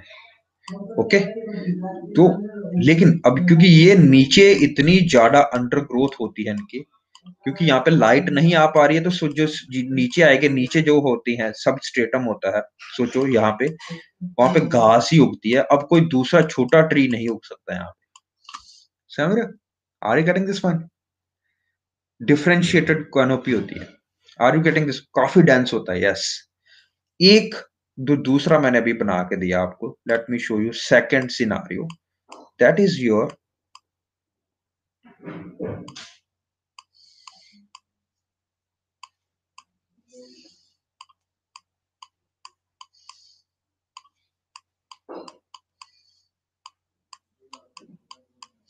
सेम एरिया पे, सेम जगह पे मेरे पास काफी ज्यादा दरख्त हैं, इनकी वुड देखो आप, ठीक है? Are you getting this point? अगर मैं इसको टिम्बर के हिसाब से सोचूं, टिम्बर के हिसाब से मेरे को, क्योंकि अभी ये सोचो, दिमाग लगाओ, हिस्ट्री से कनेक्ट करो। जब इंडस्ट्रियल रेवोल्यूशन आया, जब भारत में अंग्रेज लेके आए इंडस्ट्रियल रेवोल्यूशन, और जब इनको उनको, क्योंकि वहां पे वुड होता था प्राइम सोर्स, है ना, वुड, वुड की लकड़ की बहुत ज्यादा जरूरत थी। और इंडिया में क्या था कि क्योंकि इंडिया एक सब ट्रॉपिकल कंट्री है, यहाँ पे हमारे पास देवदार थे, जो नेचुरल ट्री थे, ठीक है ना? हमारे पास पाइन्स नहीं थे। हमारे पास ये पाइन कौन लेके आया हमारे पास? अंग्रेज लेके आए। क्यों लेके आए? खुद सोचो। मैं जा रहा हूँ टिम्बर काटने, टिम्बर, अब देखो खुद सब, मैं जा रहा हूँ, मेरे को लकड़ी चाहिए, लकड़ी मेरे को इसमें ज्यादा मिलेगी कि एवरग्रीन में ज्यादा मिलेगी? कॉनिफेरस में ज्यादा लकड़ी होती है भाई।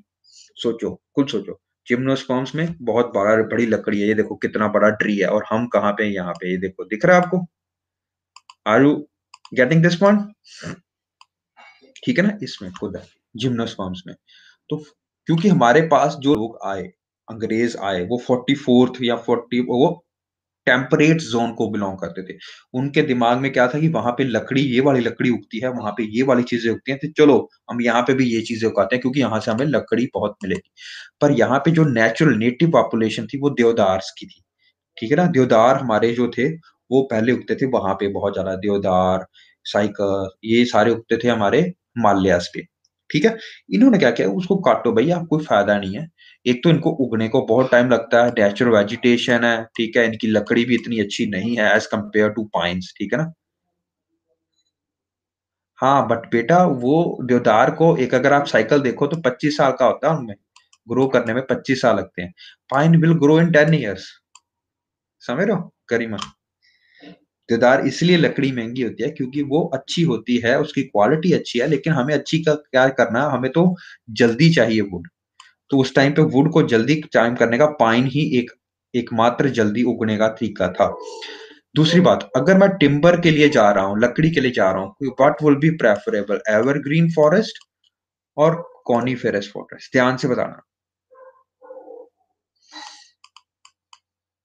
Conifers, why it will be conifers?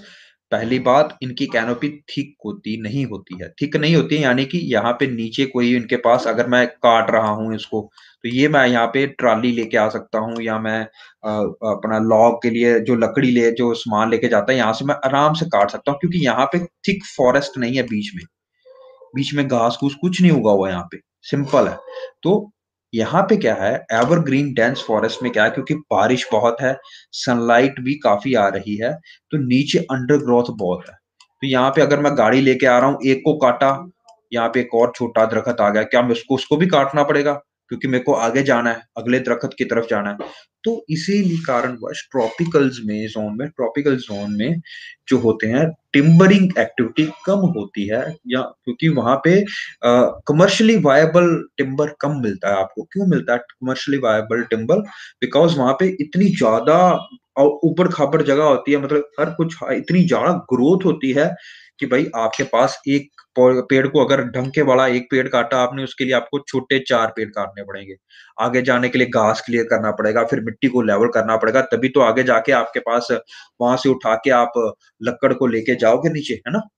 तो इसीलिए खुद सोचो, जहां पे ट्रॉपिकल जोन होगा, वहां पे ये डेंस आउटग्रोथ होगी, वहां पे ट्रॉपिकल फॉरेस्टेशन ज्यादा होगी, ट्रॉपिकल एवरग्रीन चीजें ज्यादा होगी। लेकिन इंडिया में उन्होंने क्या इंट्रोड्यूस किया, क्योंकि यहाँ पे देवदार होता था, तो जल्दी जल्दी ग्रो करना था, इन्होंने कॉनिफर्स को इंट्रोड्यूस किया। कॉनिफर्स जल्दी ग्रो करते हैं, बहुत अग्रेसिव स्पीसीज हैं, लेस मेंटेनेंस चाहिए होती है, मेंटेनेंस नहीं चाहिए इनको। ठीक है ना?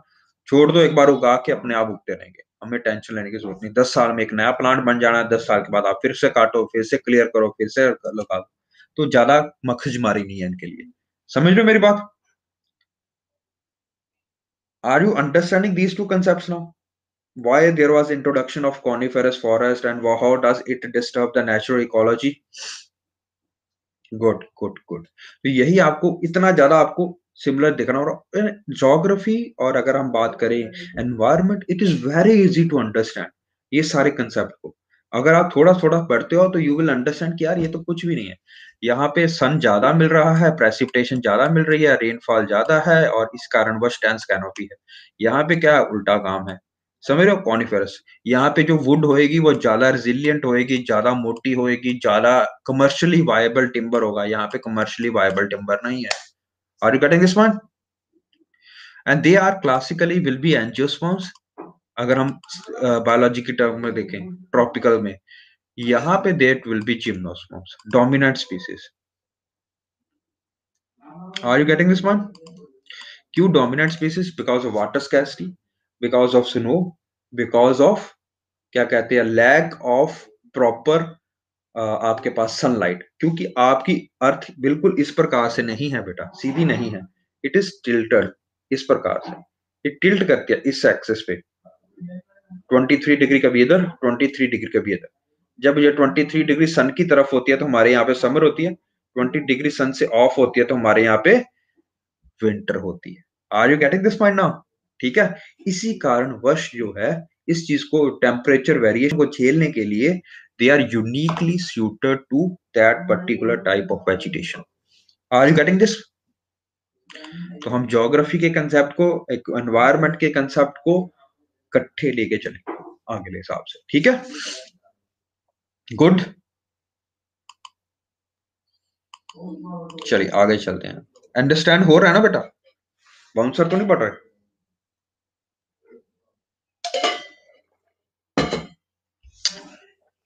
ओके, चलो आगे चलते हैं। तो gymnosperm we have done already this, ठीक है? किस प्रकार से होते हैं ये? साइकस इस प्रकार से होते हैं, ठीक है? और ये जो होते हैं, इनमें रूट की जो होती है एक एसोसिएशन होती है नाइट्रोजन फिक्सिंग बैक्टीरिया से, साइनोबैक्टीरिया होता है।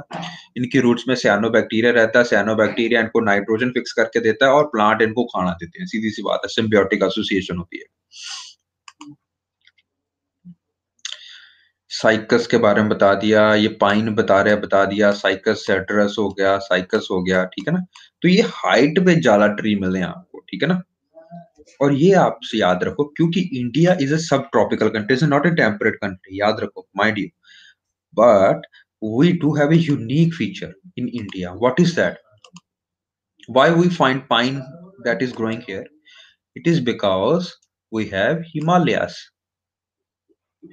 क्योंकि हिमालय है तो हमें ऊपर जाने की जरूरत नहीं पड़ती है, मतलब हमें हाइट की, एलिवेशन की जरूरत नहीं पड़ती, लैटिट्यूड की जरूरत नहीं पड़ती है। We already have the latitude over here. Himalayas की अगर हम डिफरेंशिएशन करेंगे तो हमारे पास तीन तरह के हिमालय आते हैं, द ग्रेट हिमालयस, या एक ट्रांस हिमालयस भी आते हैं, ग्रेट हिमालयस भी आते हैं, मिडिल हिमालयस भी आते हैं और लेसर हिमालयस भी आते हैं। We will do this things, we will do this differentiation when I taught you Indian physiography. इनमें हर प्रकार की, अब देखो, क्योंकि जैसे आप नीचे नीचे जा रहे हो, आपकी जो हाइट है वो कम हो रही है। सबसे ज्यादा हाइट होएगी ग्रेटर हिमालयस की, ट्रांस हिमालयस की थोड़ी कम होएगी कंपैरेटिवली। ग्रेटर हिमालय की सबसे ज्यादा आती है, यहाँ पे माउंट एवरेस्ट है। तो माउंट एवरेस्ट में कौन से दरख्त डाले जाते हैं बताओ? कोई नहीं दरख्त मिलता आपको, समझ लो? Because the height is 8 kilometre, 8.8 kilometre. इतनी हाइट पे there is nothing, no plant that is available over there. Only नीचे आके, बहुत ज्यादा नीचे आके, there can only be lichens. What are lichens? They are the pioneer species.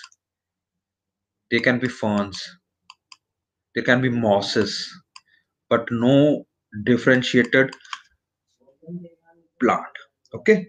जैसे जैसे आप नीचे आते हो, मिडिल हिमालयस की तरफ आते हो, शिवालिक हिमालयस की तरफ आते हो, there is starting of pine trees, deodar trees, cycas trees, ठीक है ना? कोनीफेरस फॉरेस्ट,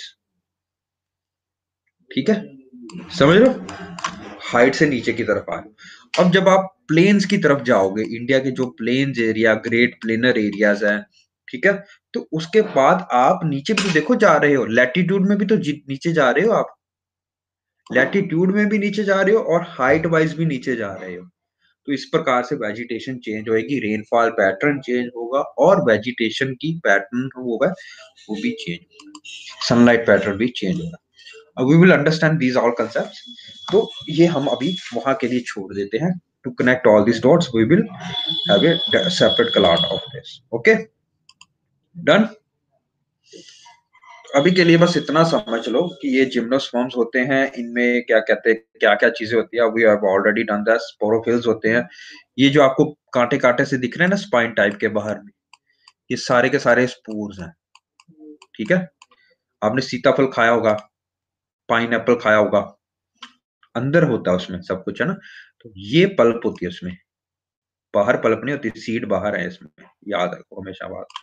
ठीक है, चलिए आगे चलते हैं। We need to complete one more thing, let me show there is other thing और नॉट। बस हो चुका है, हो चुका है, हो चुका है। What else, what else, what else, या एंजियोस्पर्म्स। नाउ ये तो जिम्नोस्पर्म्स हो गए। What is angiosperms? Basically they are highly evolved plants that produce seeds that are enclosed with fruits. तो ये वो चीजें होती है, एंजियो का मतलब होता है केस, मतलब एक डब्बे में बंद होगा सीड्स इसका। ठीक है, एक एनक्लोज सरफेस में इसका सीड बंद होगा। एंजियोस्पर्म्स जो होते हैं basically they are much more highly evolved plant, they are known as the stable species, stable communities. हम बात करेंगे ये क्या होता है इकोलॉजी में। तो अभी के लिए याद रखो कि सबसे इवॉल्व्ड है, इनका जाइलम फ्लोएम जो है वो काफी इवॉल्व्ड होता है।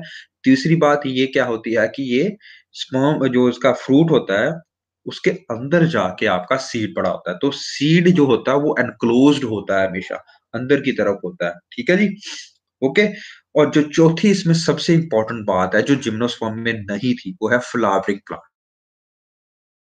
इसमें अब आपके पास फ्लावर्स आ जाएंगे। ठीक है, जब फ्लावर्स आ जाएंगे तो इसका मतलब कैलेक्स, कोरोला और एंजियोस, anthers and pollens, anthers and ovary. Are you getting this point? Antheridium, anther हम पढ़ के आए थे जब हमने मॉर्फोलॉजी पढ़ी थी। तो इसमें डिफरेंशिएशन इस प्रकार से होती है। ठीक है, चलिए आगे। हाँ अभी नहीं करवाया बेटा, मैं अभी करवा रहा हूँ, रुको रुको। Are you getting this thing? Now angiosperms, ये देखो दिख रहा है आपको?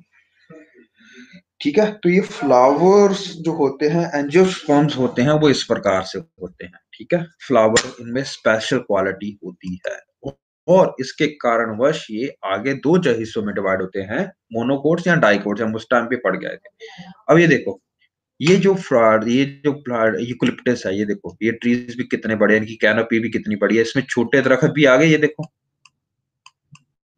जब ये आएंगे तो अगर मैं इनको तोड़ने जाऊंगा, इनको काटने जाऊंगा, तो मेरे को पहले छोटे दरख्त काटने पड़ेंगे, फिर नीचे से क्लियर करनी पड़ेगी ग्राउंड, फिर उसके बाद बड़े दरख्त काटने पड़ेंगे। बड़े दरख्त काटे हुए किस प्रकार से गिराना है, किस वहां से कैसे लेके आना है नीचे तक जहां पे मेरी मिल है, जहां पे सॉ मिल है।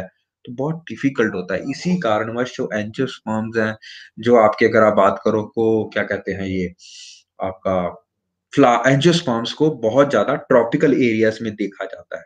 ट्रॉपिकल एरिया याद रखो। जो जिम्नोस्पर्म्स है वो कहाँ के लिए सूटेड है? वो कुछ सूटेड है हायर लैटिट्यूड्स के लिए। हायर लैटिट्यूड्स मतलब टेम्परेट जोन के लिए। समझ रहे हो मेरी बात? ओके। और अगर मैंने आपको ये डायग्राम करवाया है, ये देखो वाला,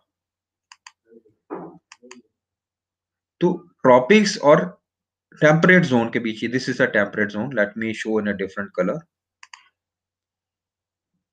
ये टेम्परेट जोन है हमारा। ठीक है, ये सब, ये वाला कौन सा, इन दोनों के बीच में सब tropics.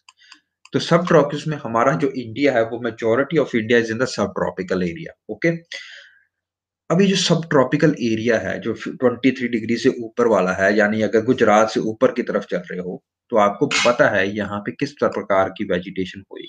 Are you getting this? तो बोथ टेम्परेट, क्योंकि यहाँ पे हिमालयस भी है, तो temperate vegetation will also be there and tropical vegetation will also be there. ठीक है, are you getting this point?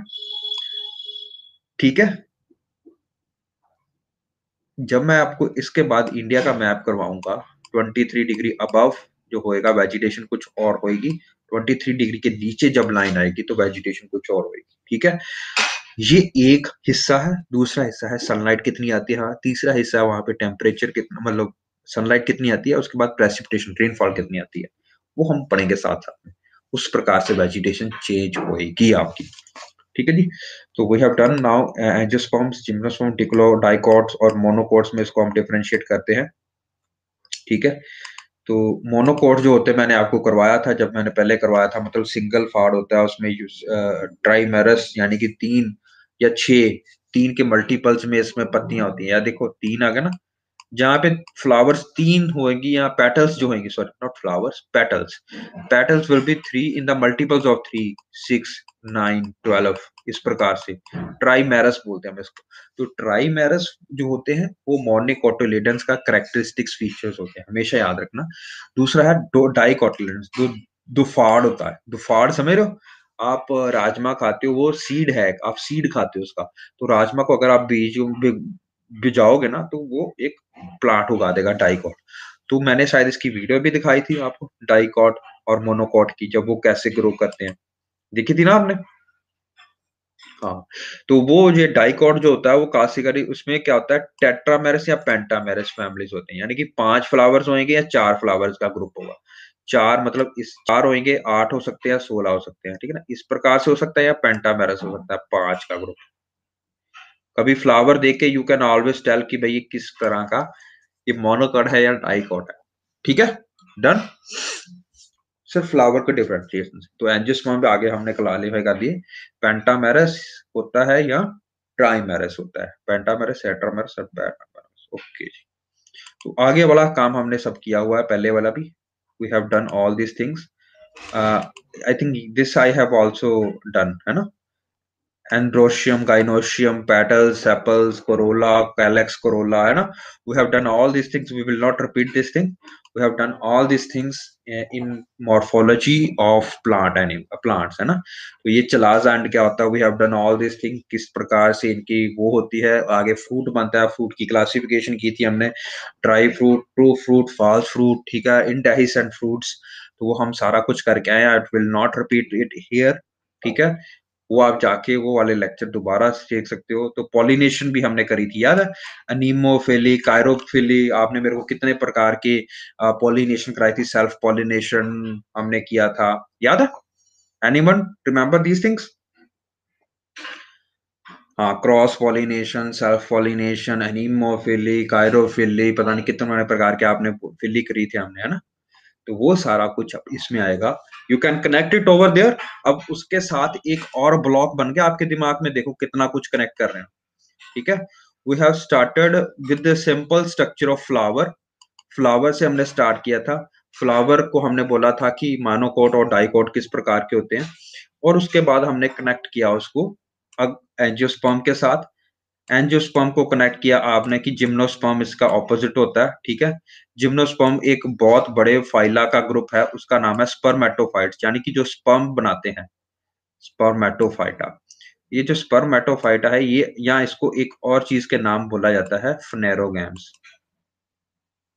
फनेरोगैम्स, phanerogams के ऑपोजिट होता है, क्या होता है बताओ? क्रिप्टोगैम्स। ठीक है, क्रिप्टोगैमस। क्रिप्टोगैमस और फनेरोगैम्स। क्रिप्टोगैमस में आगे कितने प्रकार आते हैं? 3 प्रकार हमने पढ़े थे, थैलोफाइटा, ब्रायोफाइटा, ट्रिडोफाइटा। ठीक है ना, फाइटा फाइटा, ये सारे फाइलम हम पढ़ के आए हैं, ठीक है? और ये क्रिप्टोगैम और फनेरोगैम आगे किसके हिस्से हैं? They are the part of a broader kingdom Plantae.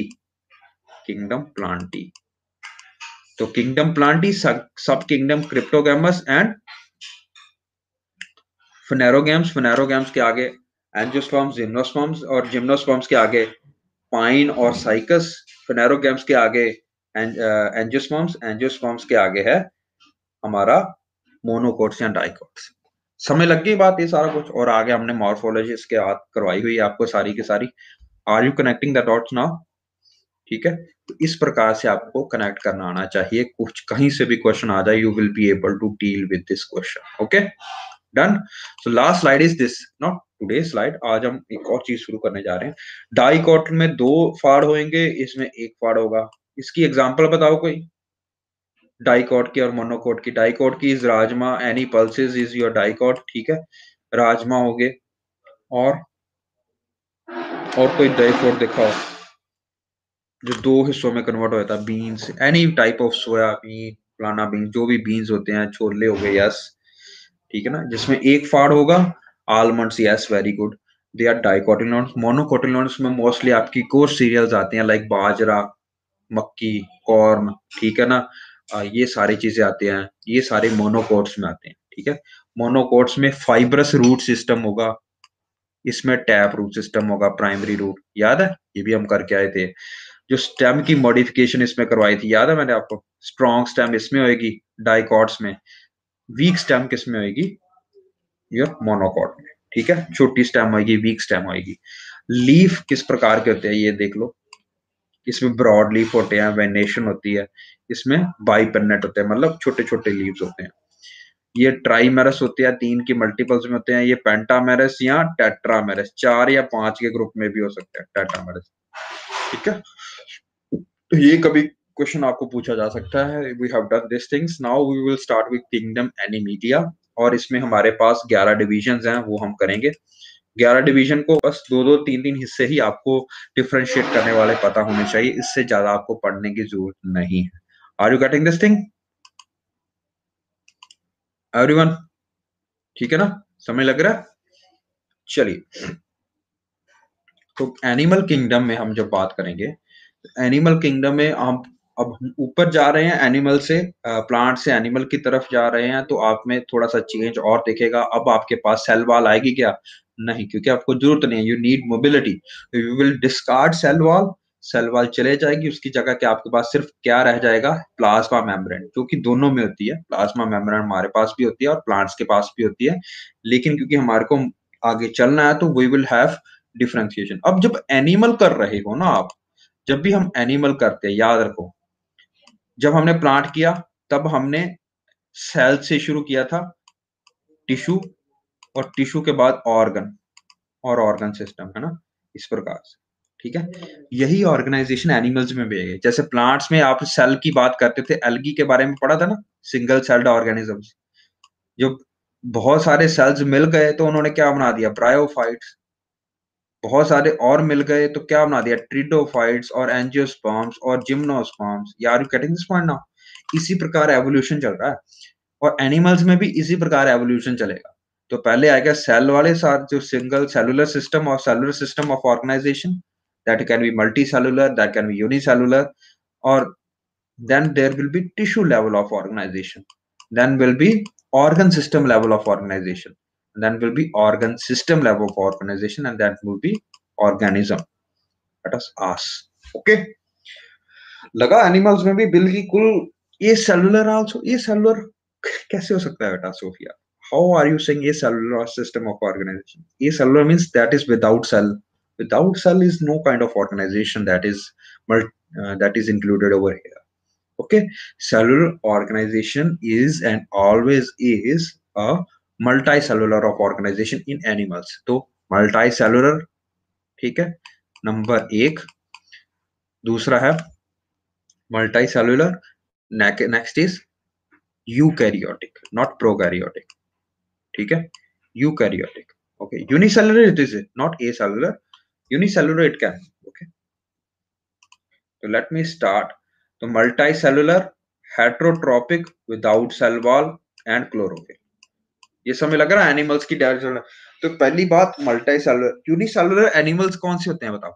Unicellular elements are not included over here, it is included in the which kingdom? बताइए जल्दी, सोफिया जी बताइए आप।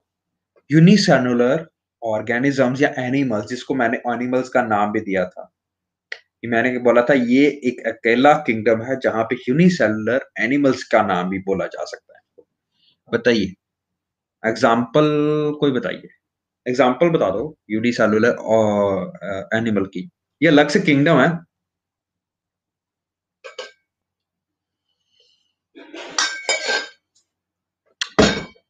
यस, वेरी गुड, क्वेश्चन क्यों डालते हो यार, बोला करो। Yes, amoeba, protozoa, protista. It's a protozoa coming under protista. Okay, समझ लगे? तो मैंने आपको बताया था कि ये एक ऐसा अमीबा एक ऐसी चीज है, ये सिंगल सेल्ड होता है और ये एनिमल्स की तरह बिहेव करता है।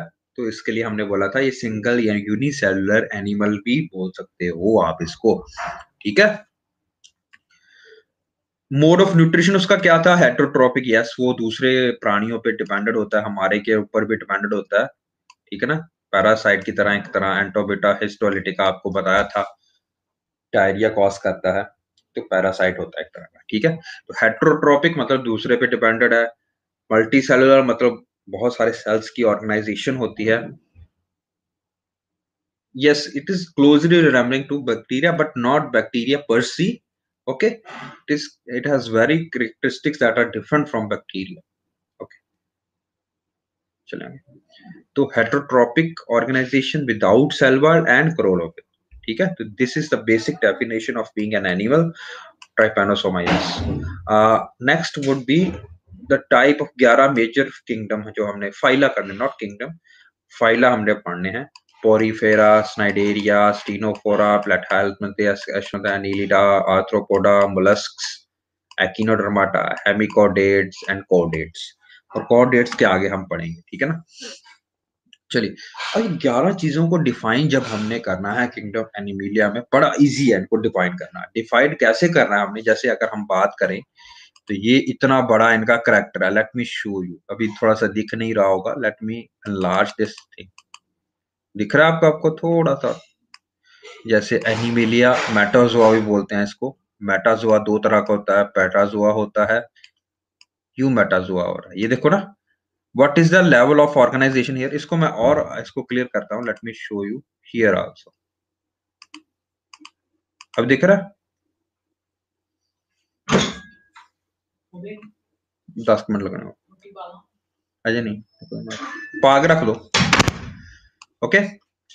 तो एनिमिलिया मेटाजोआ क्या होता है हम पढ़ेंगे अभी। पैराजोआ होता है सेलुलर लेवल ऑफ ऑर्गेनाइजेशन। जब सेल लेवल पे ऑर्गेनाइजेशन होगी तो हमारे पास एक ही किंगडम आएगा, एक ही फाइलम आएगा, sorry, that is porifera. You metazoa is basically your tissue level of organisation. Tissue level में क्या आता है हम उसको आगे पढ़ेंगे। ठीक है। आइदर दैट हैव कैविटी या कैविटी नहीं है, तो कैविटी किस प्रकार के सीडो है, सीलोमेट्स है, वो हम उस प्रकार से पढ़ेंगे। ठीक है, चले आगे। इसी प्रकार से हम क्या कहते हैं फर्दर डिवाइड करेंगे कि क्या क्या मोलस्क होते हैं, आर्थ्रोपोडा, एनिलिडा किस प्रकार से होता है। ठीक है। तो हमने बोला था ना कि भाई cell, tissue, organ, organ system और ऑर्गेनिज्म। ठीक है ना? उसी प्रकार हम आगे बढ़ रहे हैं। तो इस प्रकार से भी हम इसको आगे चलाएंगे। ये देखो टोटल 11 हमने पढ़ने हैं। ये देखो 11 यहाँ पे होते हैं। कोड डाटा, ठीक है, हेमिकोड डाटा, ठीक है, एकिनोडर्माटा। ठीक है। तो हमें कुछ क्लासिफिकेशन क्राइटेरिया करने पड़ेंगे। आज हम सिर्फ क्लासिफिकेशन क्राइटेरिया करेंगे, कल से हम इसको प्रॉपरली खत्म कर देंगे, कल इसको एनिमिलिया किंगडम को। And then we will start with chemistry.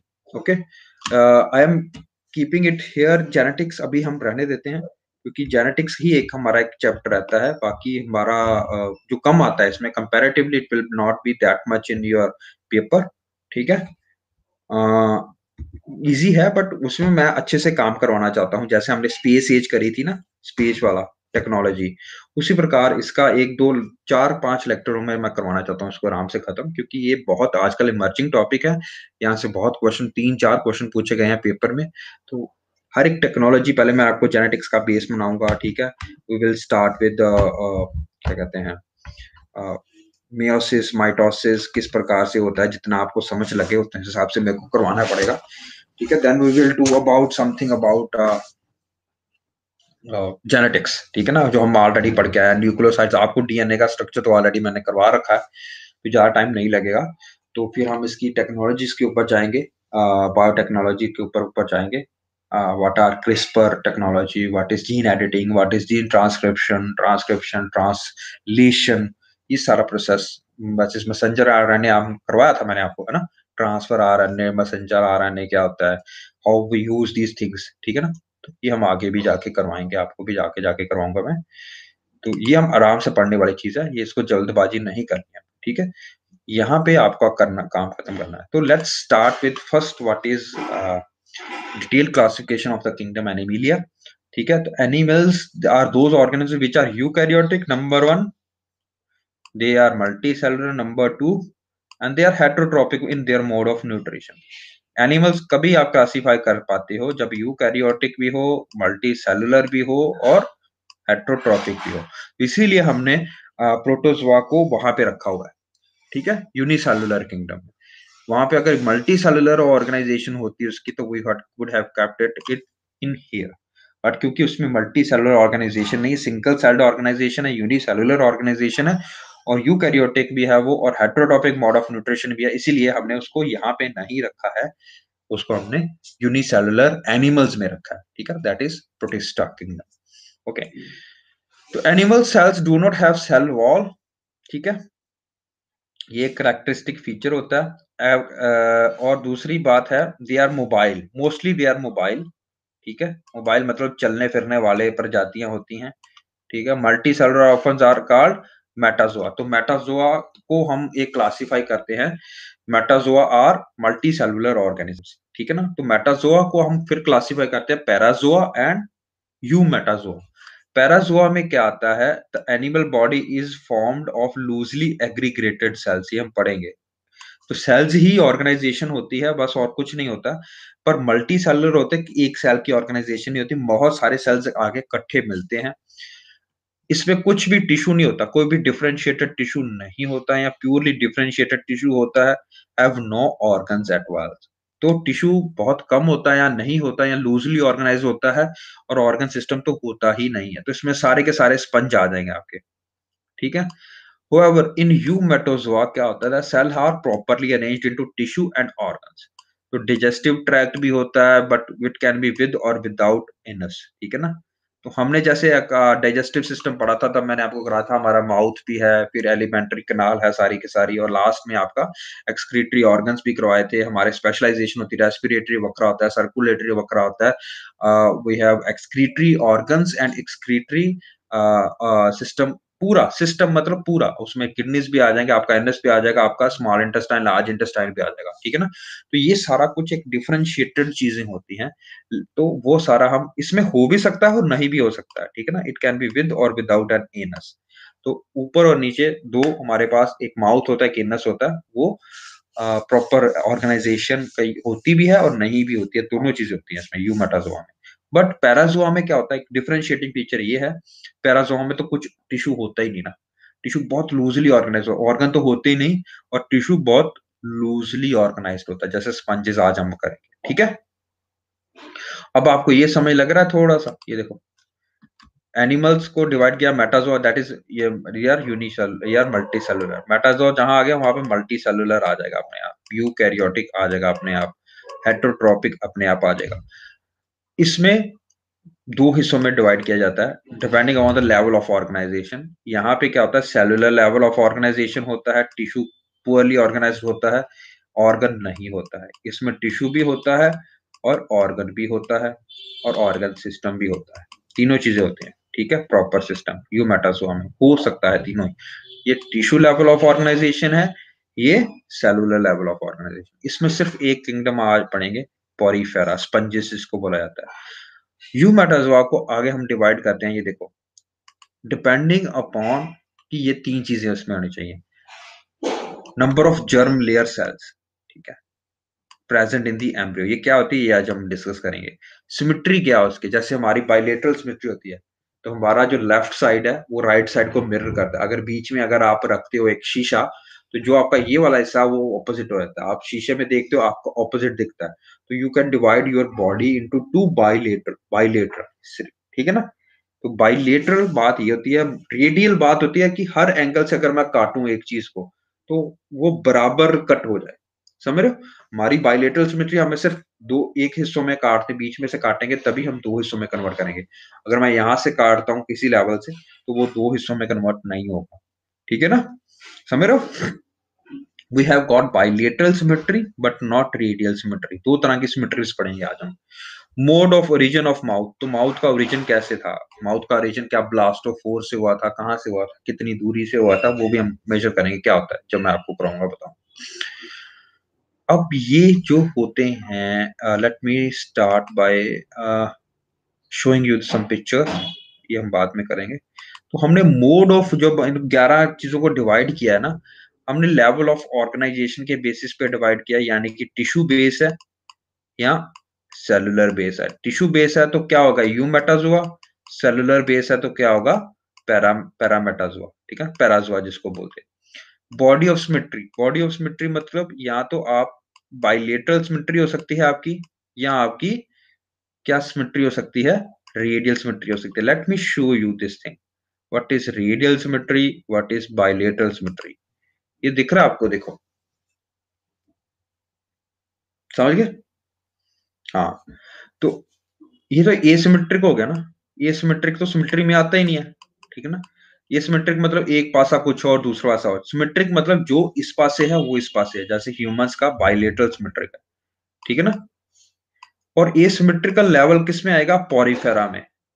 Porifera हम पढ़ेंगे, जो फर्स्ट फाइला हमने पढ़ा था पैराजोआ में, तो पैराजोआ में एसिमेट्रिक आता है, बाकी सब में सिमेट्रिक आता है, ठीक है, डन, ओके। तो ये एक चीज होती है, जैसे इसको दो हिस्सों में डिवाइड कर दिया जाता है, जैसे एक एक मधुमक्खी को देख लो, एक स्पंज को देख लो, ठीक है ना। ये एसिमेट्रिक होता है, एसिमेट्रिक होता है, सॉरी, और ये नॉट एसिमेट्रिक होता है, ठीक है ना। ये देखो एसिमेट्रिक होता है, एग्जांपल दिया है सिमेट्रिक की, done, everybody understood this concept. चले आगे। अब रेडियल सिमेट्री क्या होती है, रेडियल सिमेट्री होती है, ये देखो आप चारों हिस्सों में डिवाइड करोगे, रेडियल सिमेट्री क्या होगी, जैसे ये है, अगर आप गमले को डिवाइड करो, गमला देखा आपने, गमला जो भी गोल होता है चीज, जितनी भी गोल चीज होगी, जो भी सर्कुलर लेवल ऑफ ऑर्गेनाइजेशन होगा, जैसे कि ये सिलेंडर लेवल में होता है, ये सिलेंडर, ठीक है ना, ऊपर की तरफ, इसको जिस मर्जी प्रकार से, जिस मर्जी प्लेन से डिवाइड कर दो, एक तरह से आप कट कर सकते हो, ठीक है ना। समझ रहे हो मेरी बात, ये समझ लगी, I will explain once more, ये बहुत इंपॉर्टेंट बात है। ये गमला देख रहे हो या ये प्लांट देख रहे हो, ये आपका है, खास करके स्टेनोफोरास, पोरीफेरा, स्नाइडेरिया, इक्विनोडर्माटा, खास करके ये सारे हम पढ़ेंगे आगे। इसको किसी प्लेन में भी डिवाइड कर दो, इस प्लेन में डिवाइड कर दो तब भी दो हिस्से में चले जाएगा, इस प्लेन में डिवाइड कर दोगे तब भी दो हिस्सों में डिवाइड हो जाएगा, इस प्लेन में डिवाइड कर दोगे तब भी दो हिस्सों में डिवाइड हो जाएगा, इस प्लेन में डिवाइड कर दोगे तब भी दो हिस्सों में इक्वली डिवाइड हो जाएगा। यस, बहुत बढ़िया सुमनप्रीत कौर जी। सुमनप्रीत कौर जी बोल रहे हैं कि जैसे पिज्जा होता है, आपने देखा होगा ना, हर एक एंगल पे वो कट सकता है, that has got radial symmetry. तो जो सर्कुलर लेवल ऑफ आपकी बॉडी सिमेट्री होगी सर्कुलर लेवल में, तो वो मोस्टली रेडियल सिमेट्री ही होती है, ठीक है। गोल चीज होती है जो, उसकी रेडियल सिमेट्री बहुत होती है, जैसे कि पिज्जा, बहुत बढ़िया बात। लेकिन अगर हम बात करते हैं बाइलेटरल सिमेट्री, जैसे कि ह्यूमंस हो गया, उसको अगर आप एक चीज में काटते हो तो उसका दूसरा हिस्सा प्रतिबिंब बनेगा उसका, ठीक है ना।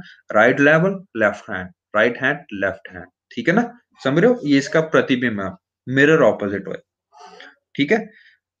ये भी देख सकते हो आप, cut into two pieces only, yes.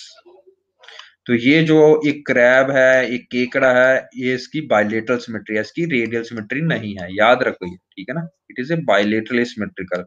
What is a radial symmetry, जैसे ये हाइड्रा, ठीक है ना, रेडियल सिमेट्री। हाइड्रा देखा कभी आपने, hydra, late me show you, I have a picture of this, या ये देखो, इसमें क्या आएगा बताइए, ये वाले में, it has got radial symmetry, yes, ये देखो, इसमें भी डिवाइड कर दोगे तब भी, इसमें भी डिवाइड कर दोगे तब भी, है ना, तो it has got radial symmetry. Tell me something about here, what it has got, it has a radial or bilateral symmetry, yes, octopus भी, बहुत बढ़िया सुमन। तो it has got bilateral symmetry because यहाँ पे जितना है, दो आंखें हैं तो दो ही कान है, या ऐसे दो ही फिन्स हैं, इस प्रकार से आप डिवाइड कर सकते हो, ठीक है। व्हाट इज दिस, रेडियल और बाइलेटरल, लॉयन, बाइलेटरल, जो दो दो के पेयर में है तो वो खुद ही समझ लो आप, दैट इज बाइलेटरल, ठीक है ना। तो we have got this kind of organization, तो ये समझ लग गया। बॉडी सिमेट्री में बाइलेटरल और रेडियल तरह से भी हम डिवाइड कर सकते हैं, ये उसकी एग्जांपल दी गई है, आप ये देख सकते हो। जर्मिनल लेयर्स क्या होती हैं? जर्मिनल लेयर्स एक इंपॉर्टेंट कंसेप्ट है बेटा, अभी समझ लो, मैं बार-बार नहीं बताऊँगा इसके बारे में। Let me show you what is bilateral symmetry. हाँ, ये है। तो हमने देखा कि भई आपने देखा कि let me show you, 1 minute. देखो, व्हाट हैपेंस आफ्टर रिप्रोडक्शन और when sperm meets an egg, ठीक है ना? In humans what happens is sperms meet an egg, ठीक है? इसके अंदर एंटर करता है, there is a fusion, an ये है, एन ये है, तो ये क्या बन जाएगा? 2n, यानी कि डिप्लॉटिक ऑर्गेनिज्म। डिप्लो मतलब 2, ठीक है ना? हैप्लॉइड, पहले क्या होता है? हैप्लॉइड, हैप्लॉइड, ठीक है ना? 2H 2NN मिलके क्या बनाते हैं? 2n, ठीक है ना?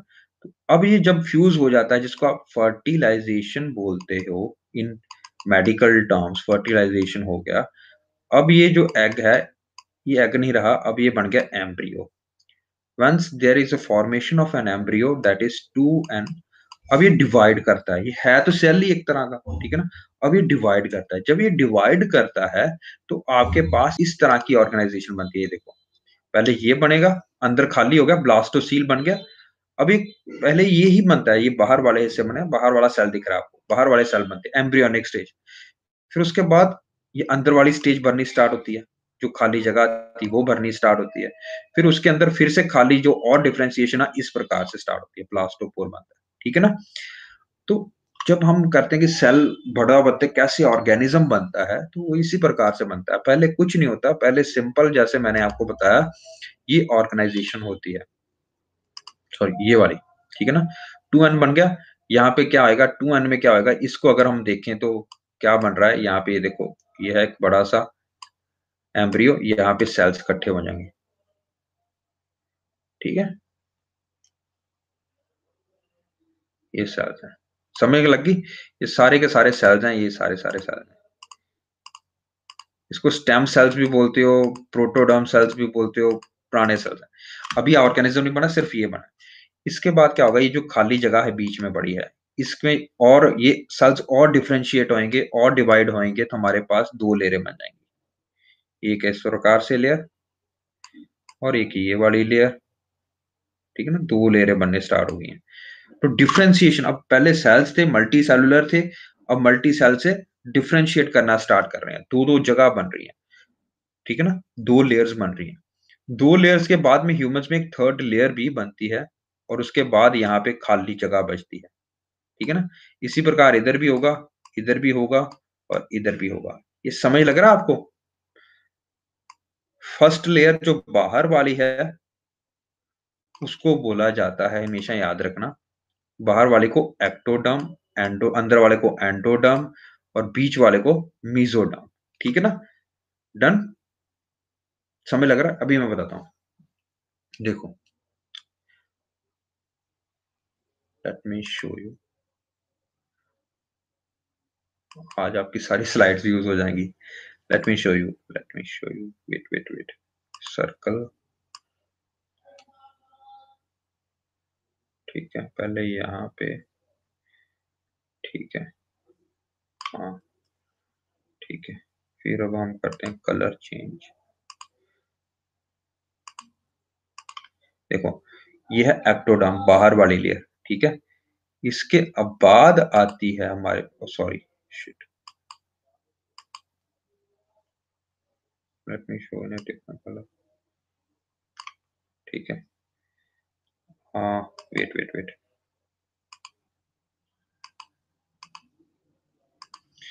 ये है एक्टोडर्म बाहर वाली, यहाँ पे सेल्स हैं सारे के सारे जो डिफरेंशिएट हो रहे हैं। Let me show you different colour, ठीक है, यहाँ पे सेल्स है सारे डिफरेंशिएट हो रहे हैं, ठीक है,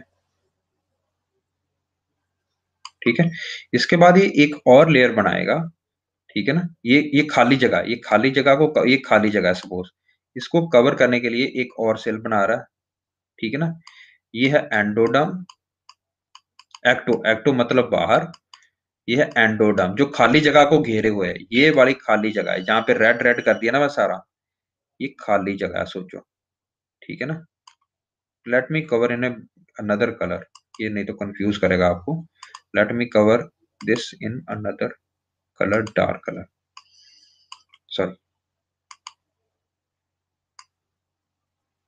this blue cover is your empty space, खाली जगह. Where in human body is the खाली जगह? Elementary canal. This is your खाली जगह, your space. तो ये स्पेस आपके जन्म के द्वार पे ही बन जाती है, जन्म के टाइम पे ही बन जाती है. इसका ना, इसको जो कवर करती है layer, that is your endoderm. ठीक है, खुद सोचो, एंडोडर्म, एक्टोडर्म. और एंडोडर्म और एक्टोडर्म के बीच ये जो खाली जगह है, अगर तो ये खाली है तो हम इसको, और लिक्विड से भरी हुई है तो हम उसको बोलते हैं मीजोग्लिया. मीजोग्लिया, ठीक है ना.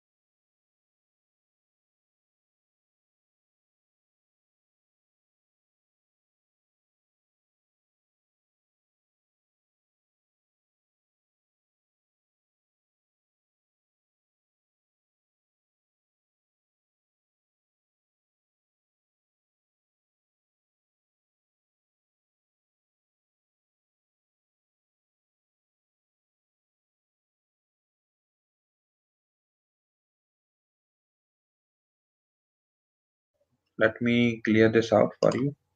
ठीक है ना. तो we have done all this things. ठीक है, तो ये हम बात जो कर रहे थे, अगर एक्टोडर्म और एंडोडर्म के बीच में ये खाली जगह नहीं है और ये भी एक लेयर से बनी हुई है सेल्स के, तो हम इसको बोलेंगे what we call them as mesoderm. ठीक है ना, मीजोडर्म, मीजोडर्म. अब आप बोलो सर ये हमारे पास कहां से आती है? देखो, एक्टोडर्म हमेशा आपकी बनाएगी बाहर वाली सतह, स्किन जो बनती है ना, डर्म का मतलब ही स्किन होता है. ठीक है ना, सेल्स होता है.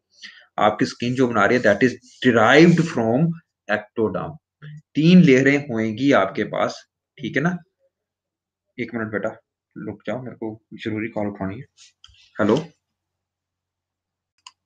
हाँ जी.